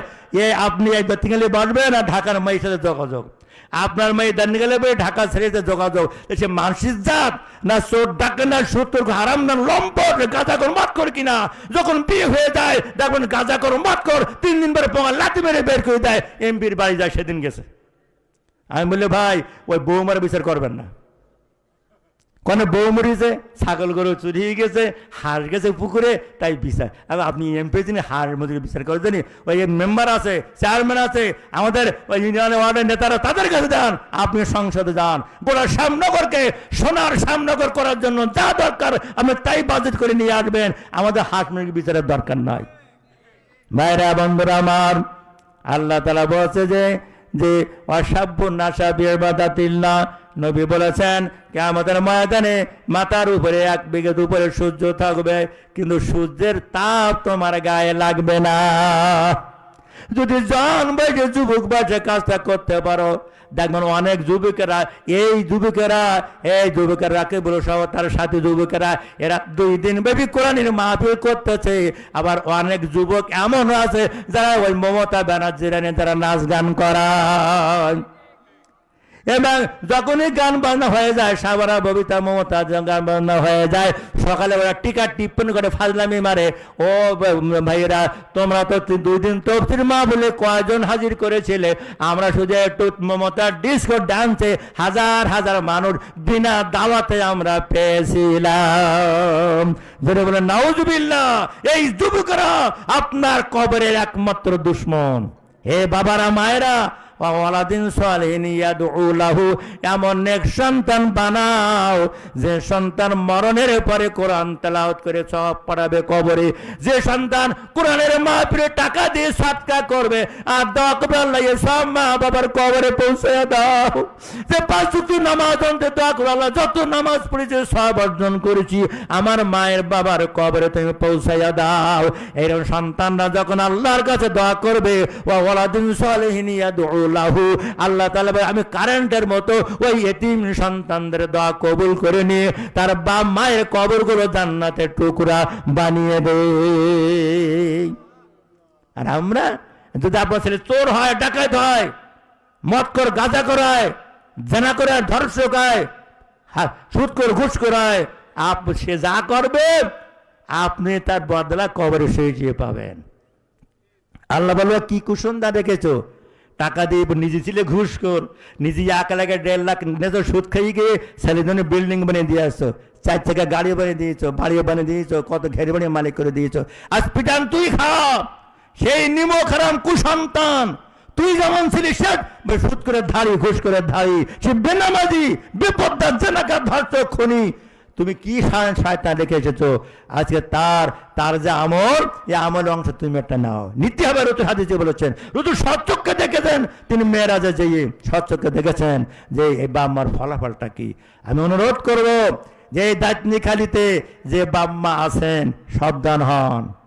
ইয়া আইয়ুহাল্লাযীনা আমানু কু আনফুসাকুম ওয়া আহলিকুম নারা, হে ঈমানদারেরা তোমরা নিজেরা জাহান্নাম থেকে বাঁচো, আর তোমার ছেলে মেয়ে নাতিপোতা বংশধা গোষ্ঠীতে যারা আছে ওদেরকে জাহান্নাম থেকে বাঁচাও। নিজেরা বাঁচতে হবে আর কি ওদেরকেও বাঁচাতে হবে।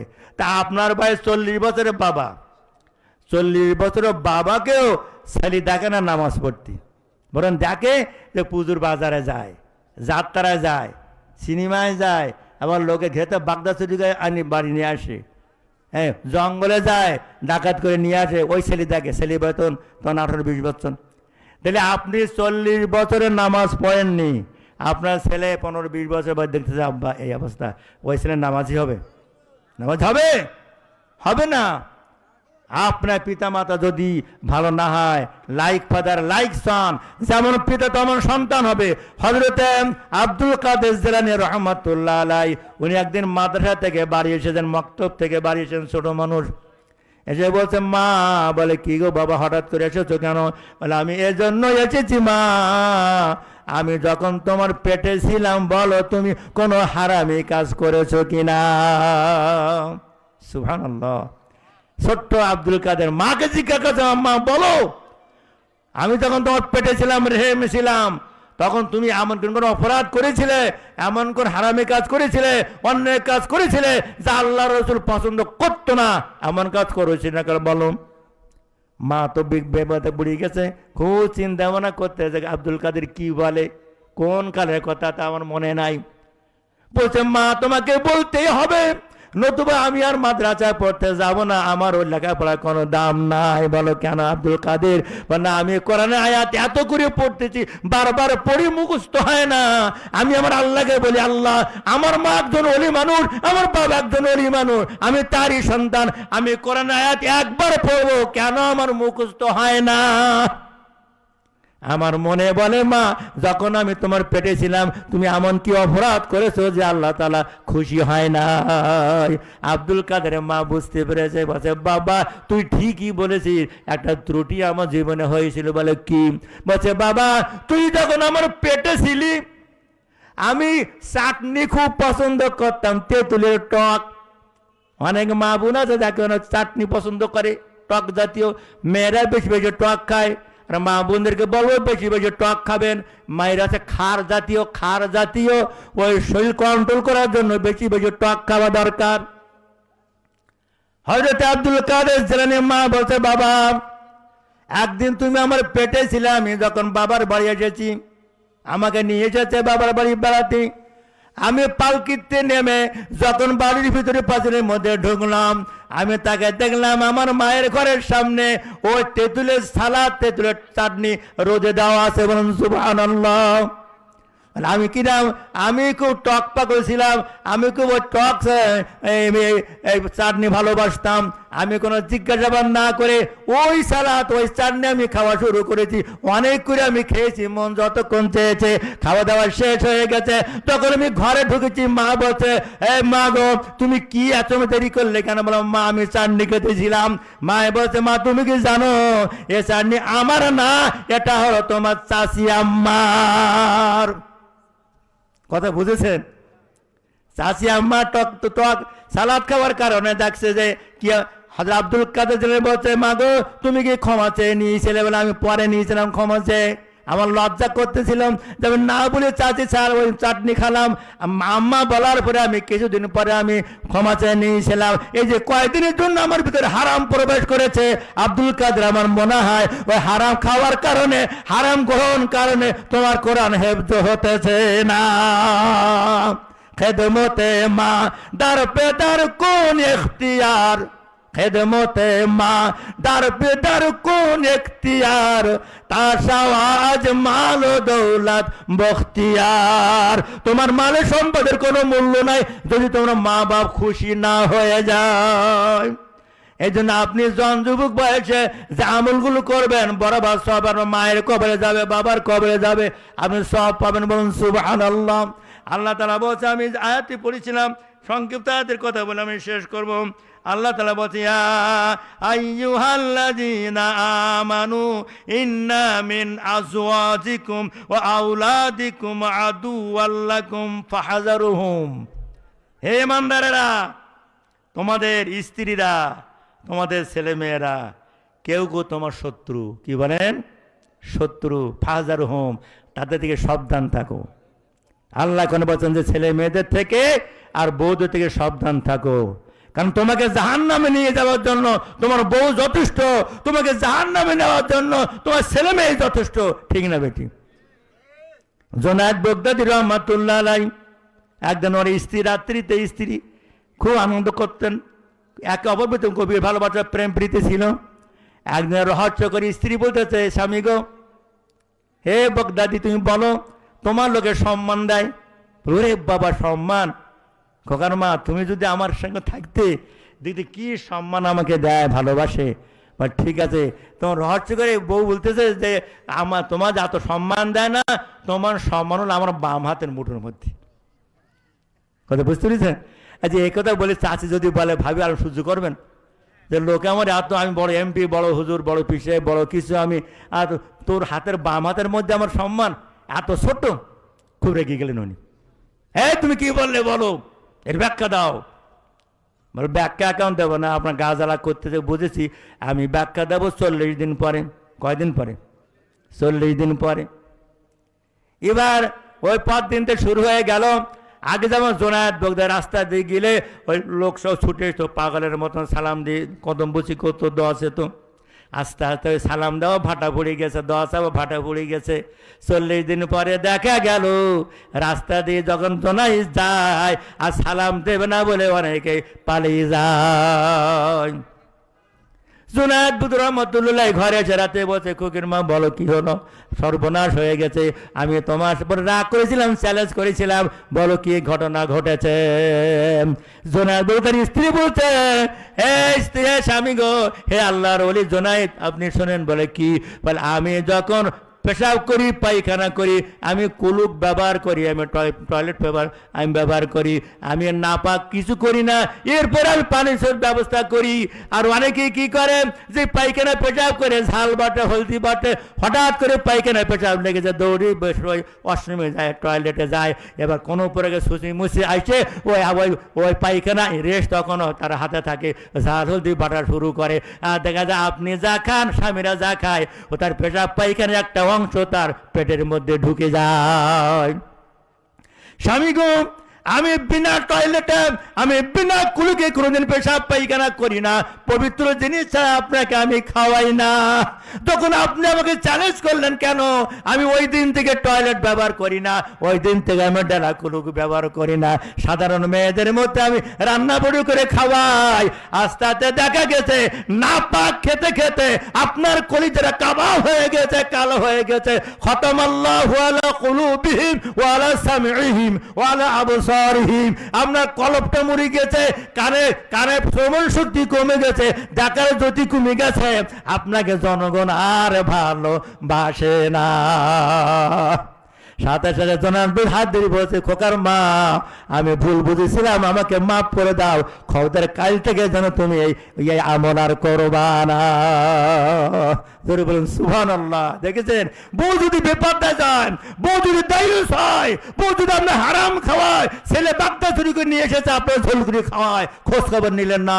আপনার ওই রাত্রিতে যে গরু চুরি করে জবি করে খেয়েছে, ছাগল জবি করে গোশত এনেছে, আপনি জম্মের খাওয়া খাচ্ছেন। আপনার নাতিপোতারা পুজোর বাজারে যে বড় রসগোল্লা আনতেছে দাদা দাদির জন্য, ওখানে খাওয়া হারাম, ওখানে কেনা হারাম, বেচা হারাম, আপনি তাই নিয়ে বাড়ি এসেছেন নাতি নাতি পোতা পোতরা ওই জম্মের খাওয়া খারেন, বুড়ো বাম্মা খুব খাওয়া খারেন, আপনার নাপাস হয়ে গেল ভিতরে। খেতে হবে আপনার হিসাব করে, তাহাকিক করে করে খেতে হবে। জনায়েত বগদের রহমতুল্লাহ বলছেন, স্ত্রী খবরদার জন্য আমাকে তুমি জাহান্নামে পাঠানোর ব্যবস্থা করো না। সুবহানাল্লাহ। ছেলে মেয়েরা আপনাকে জাহান্নামে নিয়ে যাবে, এমন কাম করবে যে আপনার মুখ পড়ে দেবে, মেয়েরা বেরিয়ে যাবে, ছেলেরা মুসলিম মেয়ে নিয়ে বেরিয়ে যাবে, এমন করতে থাকবে। করতে করতে এমন অবস্থা হবে যে নামাজ নাই, কালাম নাই, ইসলাম নাই, শরিয়াত নাই, পর্দা নেই, পূজা নেই, দায়ুস দায়ুস দায়ুস, ইন্না দায়ুস লা ইয়াদখুলুল জান্নাহ, দায়ুস কখনো জান্নাতে যাবে না। আর যারা দায়ুসের সমর্থক, ওই দায়ুসের বিরুদ্ধে তার বাপ মা স্বামী ভাইরা কিচ্ছু বলে না, ওরাও জাহান্নামী হবে। দায়ুস কিন্তু পুরুষ মাইলোক দায়ুস হয় না, তফসিরে বলা আছে কোন মাইলোক দায়ুস না, দায়ুস হচ্ছে মদ্দালক। মদ্দালক পুরুষ দায়ুস। আমি যদি আমার মেয়েকে বেপরদায় নাই, আমার বউকে বেপরদায় নাই, আমার বৌমাকে বেপরদায় না নেই, কারণ বাবার ক্ষমতা নাই, বেপরদায় নিয়ে দায়ুস সাজাতে ঠিক না ঠিক। এই জন্য বলা হয়েছে যে জান্নাত দো জোকসে ইয়া রব মাই ক্যা করো, জান্নাত দো জোকসে ইয়া রব মাই ক্যা করো, আরজু হয় তুসে দেখা করো। আমি জান্নাত দোজক চাই না, আমি তোমাকে খুশি করতে চাই আল্লাহ, আমি তোমাকে রাজি খুশি করতে চাই। হুয়া মাওলাকুম ওয়া নি'মাল মাওলা ওয়া নি'মান নাসির। আমরা আল্লাহ, তুমি আমার রব, তুমি আমার সাহায্যকারী। আমি দুনিয়ায় কারোর কাছে মাথা নত করি না, করব না, কারোর কাছে সাহায্য চাবো না। সাহায্য দেওয়ার মালিক তুমি আল্লাহ। সাহায্যের মালিক কে? জোরে বলেন কে? ওয়াকানা হাক্কানা আলাইনা নাসরুল মুমিনিন। আল্লাহ কোনে বলেছেন যে মুমিনদের সাহায্য করে আমার হক। আল্লাহ নবী বদরের ময়দানে তিনি সেজদায় পড়ে কাঁদতেছেন, আল্লাহ মাত্র 3-4-13 জন, 14 থেকে 18টা তলোয়ার আর অল্প কটা ঘোড়া, আর না খেয়ে ক্ষুধার্ত 15 দিন পর্যন্ত রোজা থেকে শরীর শুকিয়ে গেছে, আল্লাহ কি করব? আল্লাহ তা ডাক দিয়ে বলছে, হাবিবি লা তাখাফ ওয়া লা তাহজান, কোনো চিন্তা নাই, কোনো ভাব নাই। ইস্তাগীসুনা রাব্বাকুম ফাস্তাজাবা লাকুম আন্নী মুমিদ্দুকুম বিআলফিম মিনাল মালাইকাতি মুরদিফিন। তোমার চিন্তার কোনো কারণ নাই হে নবী, আমি আসমান থেকে কোরআনকে প্রতিষ্ঠিত করার জন্য, কোরআন বিজয়ী রাখার জন্য, নবীকে বিজয়ী করার জন্য আমি আল্লাহ আসমান থেকে 1000 সশস্ত্র ফেরেশতা পাঠিয়ে দিতেছি। আল্লাহু আকবার। তাহলে সাহায্য কার? আল্লাহ নবীকে কম চেষ্টা করেছে মারার জন্য, হত্যার জন্য। রাসূলের বাড়ি ঘেরা করেছে 16 জন যুবক, তফসিরে 16 জন কোরাইশ যুবক, তার হাতে তলোয়ার নিয়ে, লাঠি নিয়ে, বল্লম নিয়ে এবং বড় পাথর নিয়ে, যদি রাসূল দৌড়ে যায় পাথর মারবো, যদি পায়ে মাথা ফাটিয়ে দেব, যেভাবে রাসূলকে হত্যা করা যায় তার চতুর্পাশে দাঁড়িয়েছে। আল্লাহ তাআলা ডাক দিয়ে বলে, নবী ঘুমাচ্ছ? কোন নবী কোনো টেনশন করতে না। কারণ কি? আল্লাযী খালাকাল মাউতা ওয়াল হায়াতা লিয়াবলুয়াকুম আইয়ুকুম আহসানু আমালা ওয়া হুয়াল আজিজুল গফুর। আল্লাহ তাআলা বলছে যা রব্বুল আলামিন হায়াত মওতের মালিক, হায়াত মওতের মালিক কে? জোরে বলেন কে? আল্লাহ। হায়াত মওত আল্লাহ। আল্লাহ নবী বলতেন আমাকে কেউ মারতে পারবে না যদি হায়াত থাকে, কেউ বাঁচাতে পারবে না যদি মৃত্যুর সময় এসে যায়। ঠিক না বেটি? ঠিক আছে। আল্লাহ বলছেন নবী ওঠো। ওই আবু জাহেল শয়তান তোর বাড়ি ঘেরাও করেছে, 16 জন যুবক তার 100 করে উট নেবে, তার পুরস্কার নেবে, তারা গোল্ড মেডেল নেবে, তারা আন্তর্জাতিক পুরস্কৃত হবে। কাজে ওঠো। রসুল উঠে তাকে চারিদিক ঘেরাও। কি করবেন নবী? আল্লাহ নবী রব্বুল আলামিন আমি কি করব? কি করব মানে সূরা ইয়াসিন বলা হয়েছে লা ইউবসিরুন।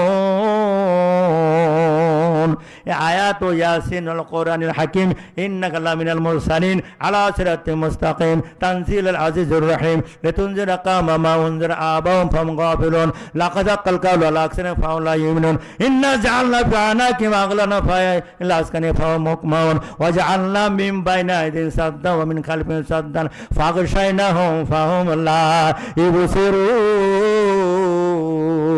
এই আয়াত পর্যন্ত পড়ে আল্লাহ নবী আল্লাহ বলছে আয়াত পর্যন্ত সরে আছেন পড়ো, এক মুঠো বালি হাতে নাও, নবী বালিতে ফু দিয়ে বলে এবার মেরে দাও। ওই বালি আল্লাহ নবী ঘরের ভিতরে ছড়িয়ে দিয়েছেন, বাইরে যায় নাই।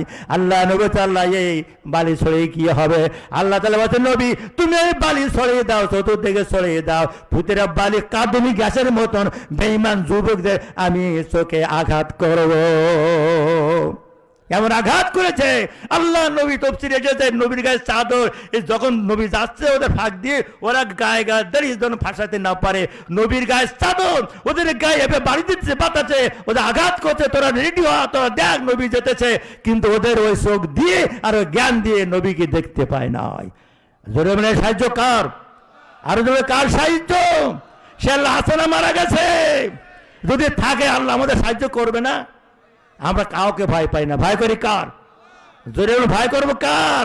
আল্লাহর। জীবনের সকল ক্ষেত্রে, ব্যক্তি জীবনে, পারিবারিক জীবনে, রাষ্ট্রীয় জীবনে, অর্থনৈতিক জীবনে, সামাজিক জীবনে, আন্তর্জাতিক জীবনে, জীবনের সকল ক্ষেত্রে দুনিয়ার মানুষকে ভয় পাই না, আর্মি ভয় পাই না, পুলিশ ভয় পাই না, র্যাব ভয় পাই না, যৌথ বাহিনী ভয় পাই না, মোস্তান খুনির সঙ্গে ভয় পাই না, ভয় পাই একমাত্র আল্লাহর।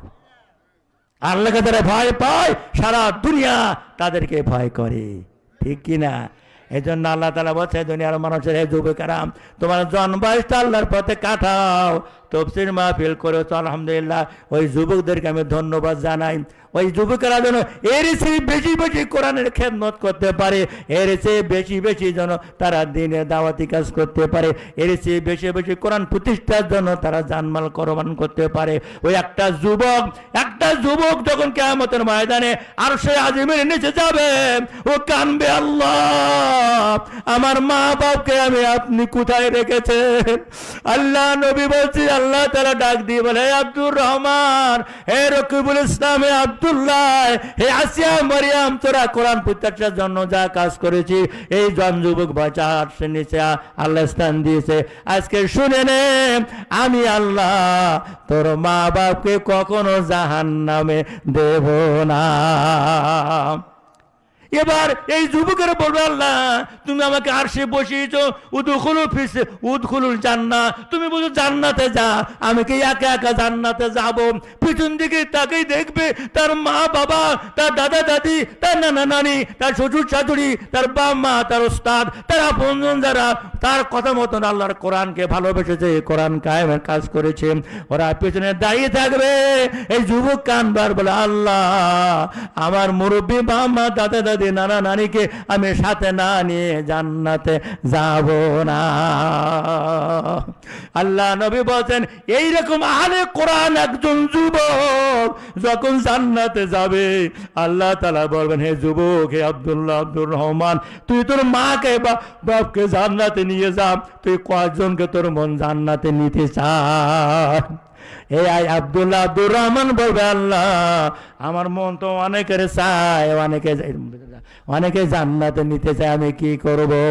আল্লাহ তাআলা বলবে যুবক তুই দুনিয়ার বুকে কোরআন নিয়ে যে কাজ করেছিস, যে ত্যাগ কুরবানি করেছিস, আমি আজ আল্লাহ আজকে তোর 10 জন লোককে সাথে নিয়ে জান্নাতে যাওয়ার অনুমতি দিলাম। কয়জন বলেন?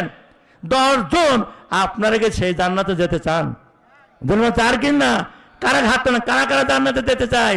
নারায়ে তাকবীর, নারায়ে তাকবীর। আল কোরআনের আলো, তোমার নেতা আমার নেতা, 2 দিনের মাহফিল সফল হোক, সার্থক হোক। আলহামদুলিল্লাহ, আলহামদুলিল্লাহ। 10 জন, আল্লাহ বলে 10 জন নে, বলে কার কার নেব, বলে কার কার দায়িত্ব তোর? হে আব্দুর রহমান, কাকে তুমি নেবে? আমি বলবো না, নেওয়ার দায়িত্ব তোমার। এবার আস্তে আস্তে তার নবী বলেছে, প্রথম তার মাকে ডাকবে, মা তুমি এসো, 10 মাস 10 দিন পেটে রেখেছিলে, 2.5 বছর পর্যন্ত জানমাল কোরবান করে লালন পালন করেছো, দুধ পান করেছো। মা আমি যখন বাড়ির থেকে দূরে গিয়েছি, তোমার চোখের পানিতে মাটি ভিজে গেছে। মা গো, তোমাকে সাথে জান্নাতে নিতে চাই। ভাববো চলো জান্নাতে যাই। সারাদিন তুমি শ্রম দিয়েছো, ওই মোটরসাইকেল চালিয়েছো, ভ্যান চালিয়েছো, ঘেরে বেড়িতে কামলা দিয়েছো, মাথার গাম ফেলেছ। বাবা গো, তোমাকে না নিয়ে যাব না।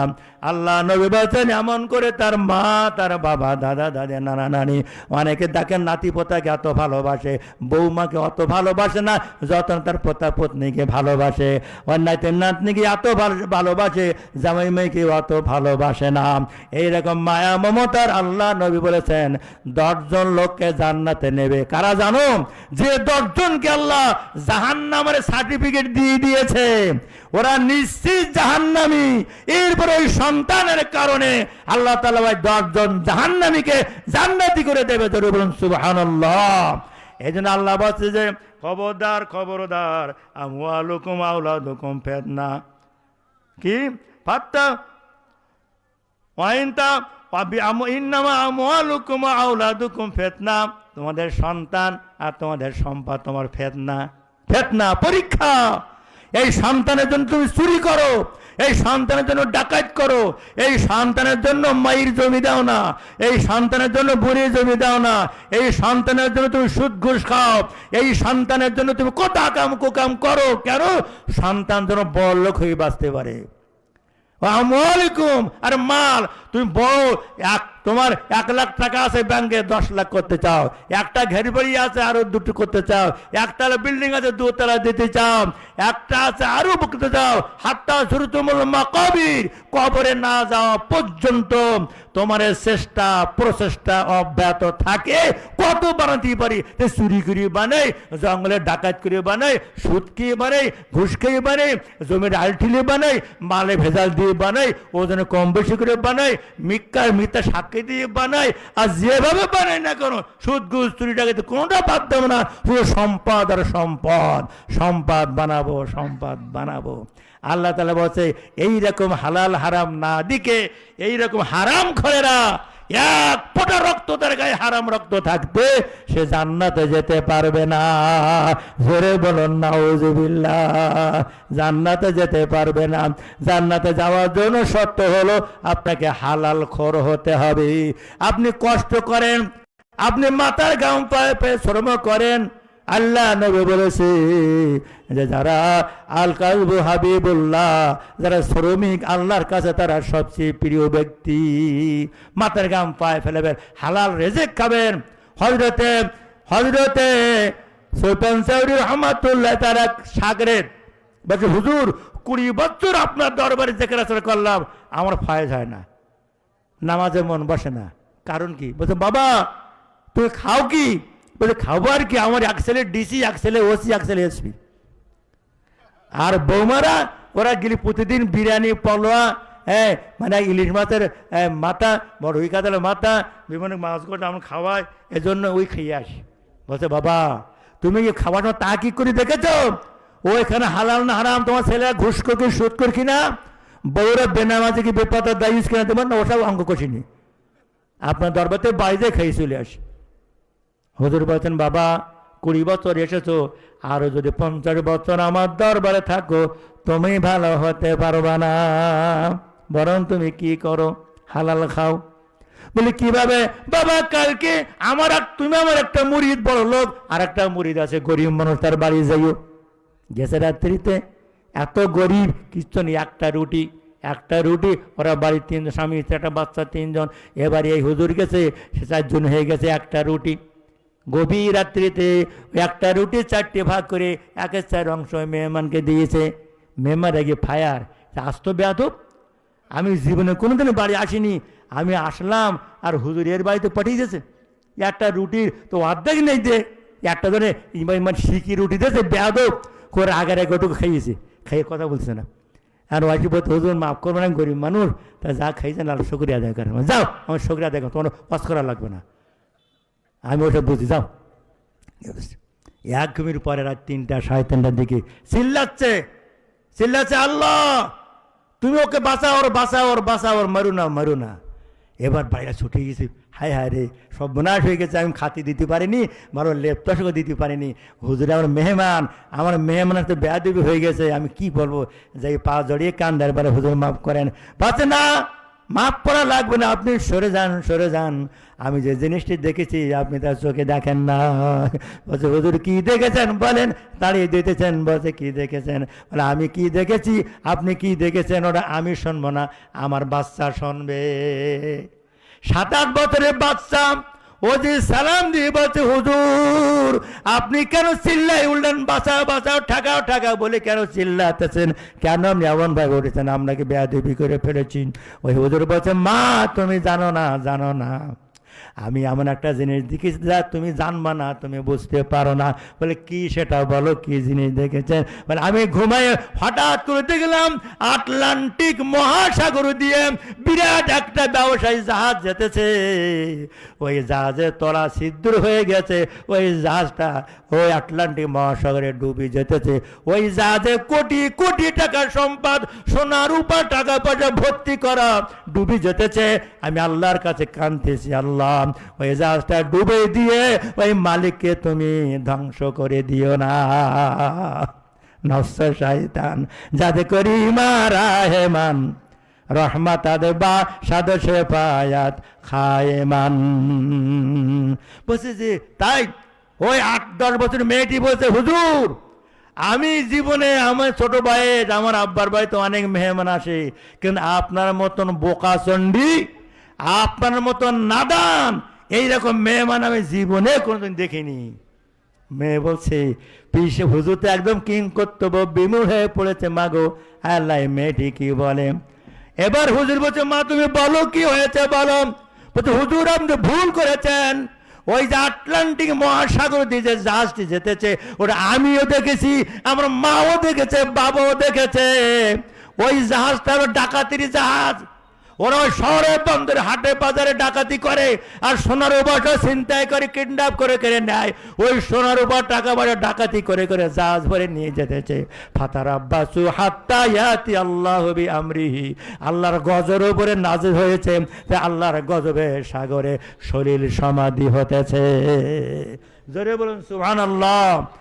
তাহলে আল্লাহর গজব জায়গাতে নাজিল হচ্ছে, আর গজবের জায়গায় আপনি বলছেন আল্লাহ বাঁচাও বাঁচাও, আরে পাইছেন কোথায়? হে হুজুর এবার আশ্চর্য হয়ে গেছে, কারণ কি জীবনে 20টা বছর চোখে দেখলাম না। মেয়েটি বলছে হুজুর আমরা জীবনে হারাম খাই না, একটা রুটি 10 ভাগের 1 ভাগ আমরা খাই, একটা রুটি আমরা 3 ভাগে ভাগ করে খাই, একটা রুটি আমরা ভাগ করে খাই, কিন্তু আমরা হারাম মাছ গোস্ত খাই না। আপনি হারাম কর, হারাম খেয়ে খেয়ে আপনার কলিজাটা কালো হয়ে গেছে, ওই কালো চোখ দিয়ে আটলান্টিক মহাসাগর দেখা যায় না। কি সর্বনাশ, কি সর্বনাশ। ভাইরা আমার পরদিন সকালে যে বলছে হুজুর কি সর্বনাশ, বলে ঠিকই দেখেছো তুমি হারাম খাও আর ওরা হালাল কর, এক ফোঁটা রক্ত হারাম যার মধ্যে আসে দেখতে পায় না, তার অন্তর চক্ষু মরে যায়, কানা হয়ে যায়। এজন্য আমাদের বুঝতে হবে আমরা হালাল কর, আমি হারাম কর হব না। আমি ছেলের কারণে ছেলেকে বড় লোক বানানোর জন্য অন্যায় কাজ পর কোনো অন্যায় পথে কামাই করবো না। আমি এমন সম্পদ রেখে যাব না যে সম্পদ ছেলে রেখে আনন্দ ফুর্তি করবে আর আমার কবরে পিটানো হবে। হালু বাসুন আরাম করে যাবা। এই জন্য আসুন আমরা ঐক্যবদ্ধ ভাবে, আমি যুবকদের অনুরোধ করবো, আরো যারা যুবক বাকি আছেন সব যুবক এক হয়ে আগামী দিনে আগামী বছরে এর চেয়ে আরো সুন্দর কোরআনের মাহফিল হোক। আমরা চাই না, চাই না? সবাই চাই তো? হাত তোলেন কারা কারা চাই? নারায়ে তাকবীর, নামান আলহামদুলিল্লাহ। সকলে চাই যুবকদেরকে। আমি কথা এখানে শেষ করছি। আমার কাছে 3টা বই আছে আপনারা জানেন, একটা দোয়ার সমার সদর এলাকা, একটা সুখী সংসার, সুখী একটা বইয়ে একটা পুরুষের পর্দা। এই 3টা বই আমার আব্দুল সাদেক আছে, আমার ড্রাইভার, তার কাছে আপনারা নেবেন। এটা 60 টাকা, এটা কাগজ দেওয়া, পানিতে ভেজে কিচ্ছু হয় না, 60 টাকা, একটা 70 টাকা, একটা 80 টাকা। আমি 100 টাকা হিসেবে বিক্রি করি না, এই পুরুষের পর্দা অনেক খরচ বেশি ছিল। তবে 80 টাকা, 70 টাকা, 60 টাকা এই হারে আমরা 2-1টা করে বই আপনারা নেবেন, মা বোনের কাছে দেবেন। সুখী সংসার এই বইটা নিজে পড়বেন, মা বোন দিয়ে দেখবেন যে কী ফজিলাত আছে, একটা সংসার কীভাবে জান্নাতি পরিবার হয়, এতে বই পড়লে বুঝতে পারবেন। প্রতিদিন দোয়া দরুদ পড়েন আপনারা, পেশাব পায়খানা ওটা বসা, খাওয়া দাওয়া, এমনকি স্ত্রী সহবাস পর্যন্ত কী দোয়া পড়া লাগে এই বইটা আছে 10 নম্বরের মধ্যে। এই আর পুরুষের পর্দা, আমরা মেয়েদের পর্দা ওয়াজ করি, আবার মেয়েদের পর্দার বই লিখে দিয়েছে মদ্দা লোকের পর্দা। কী লোকের পর্দা বলেন? মাই লোকের না, এ মদ্দা লোকের পর্দা।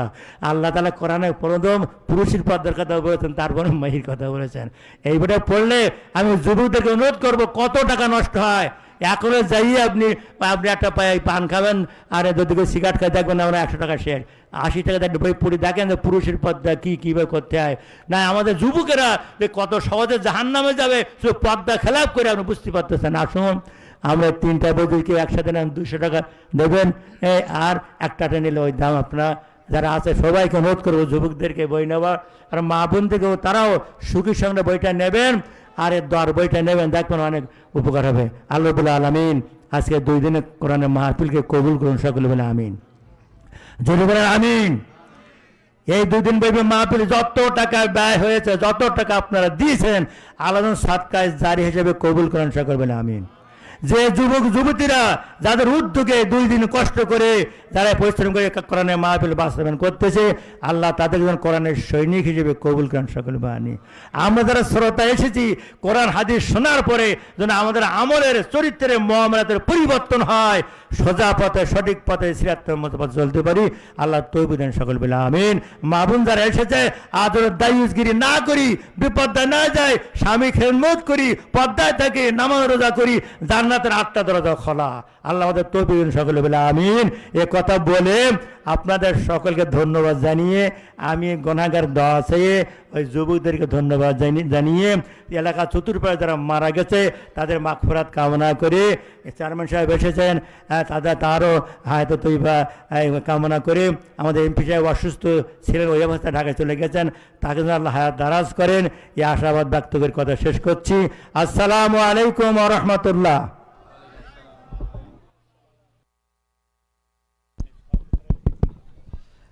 আলহামদুলিল্লাহ, এতক্ষণ পর্যন্ত আমরা অত্যন্ত গুরুত্বপূর্ণ আলোচনা শুনছিলাম হযরত মাওলানা আব্দুল মজিদ সাহেবের কাছ থেকে।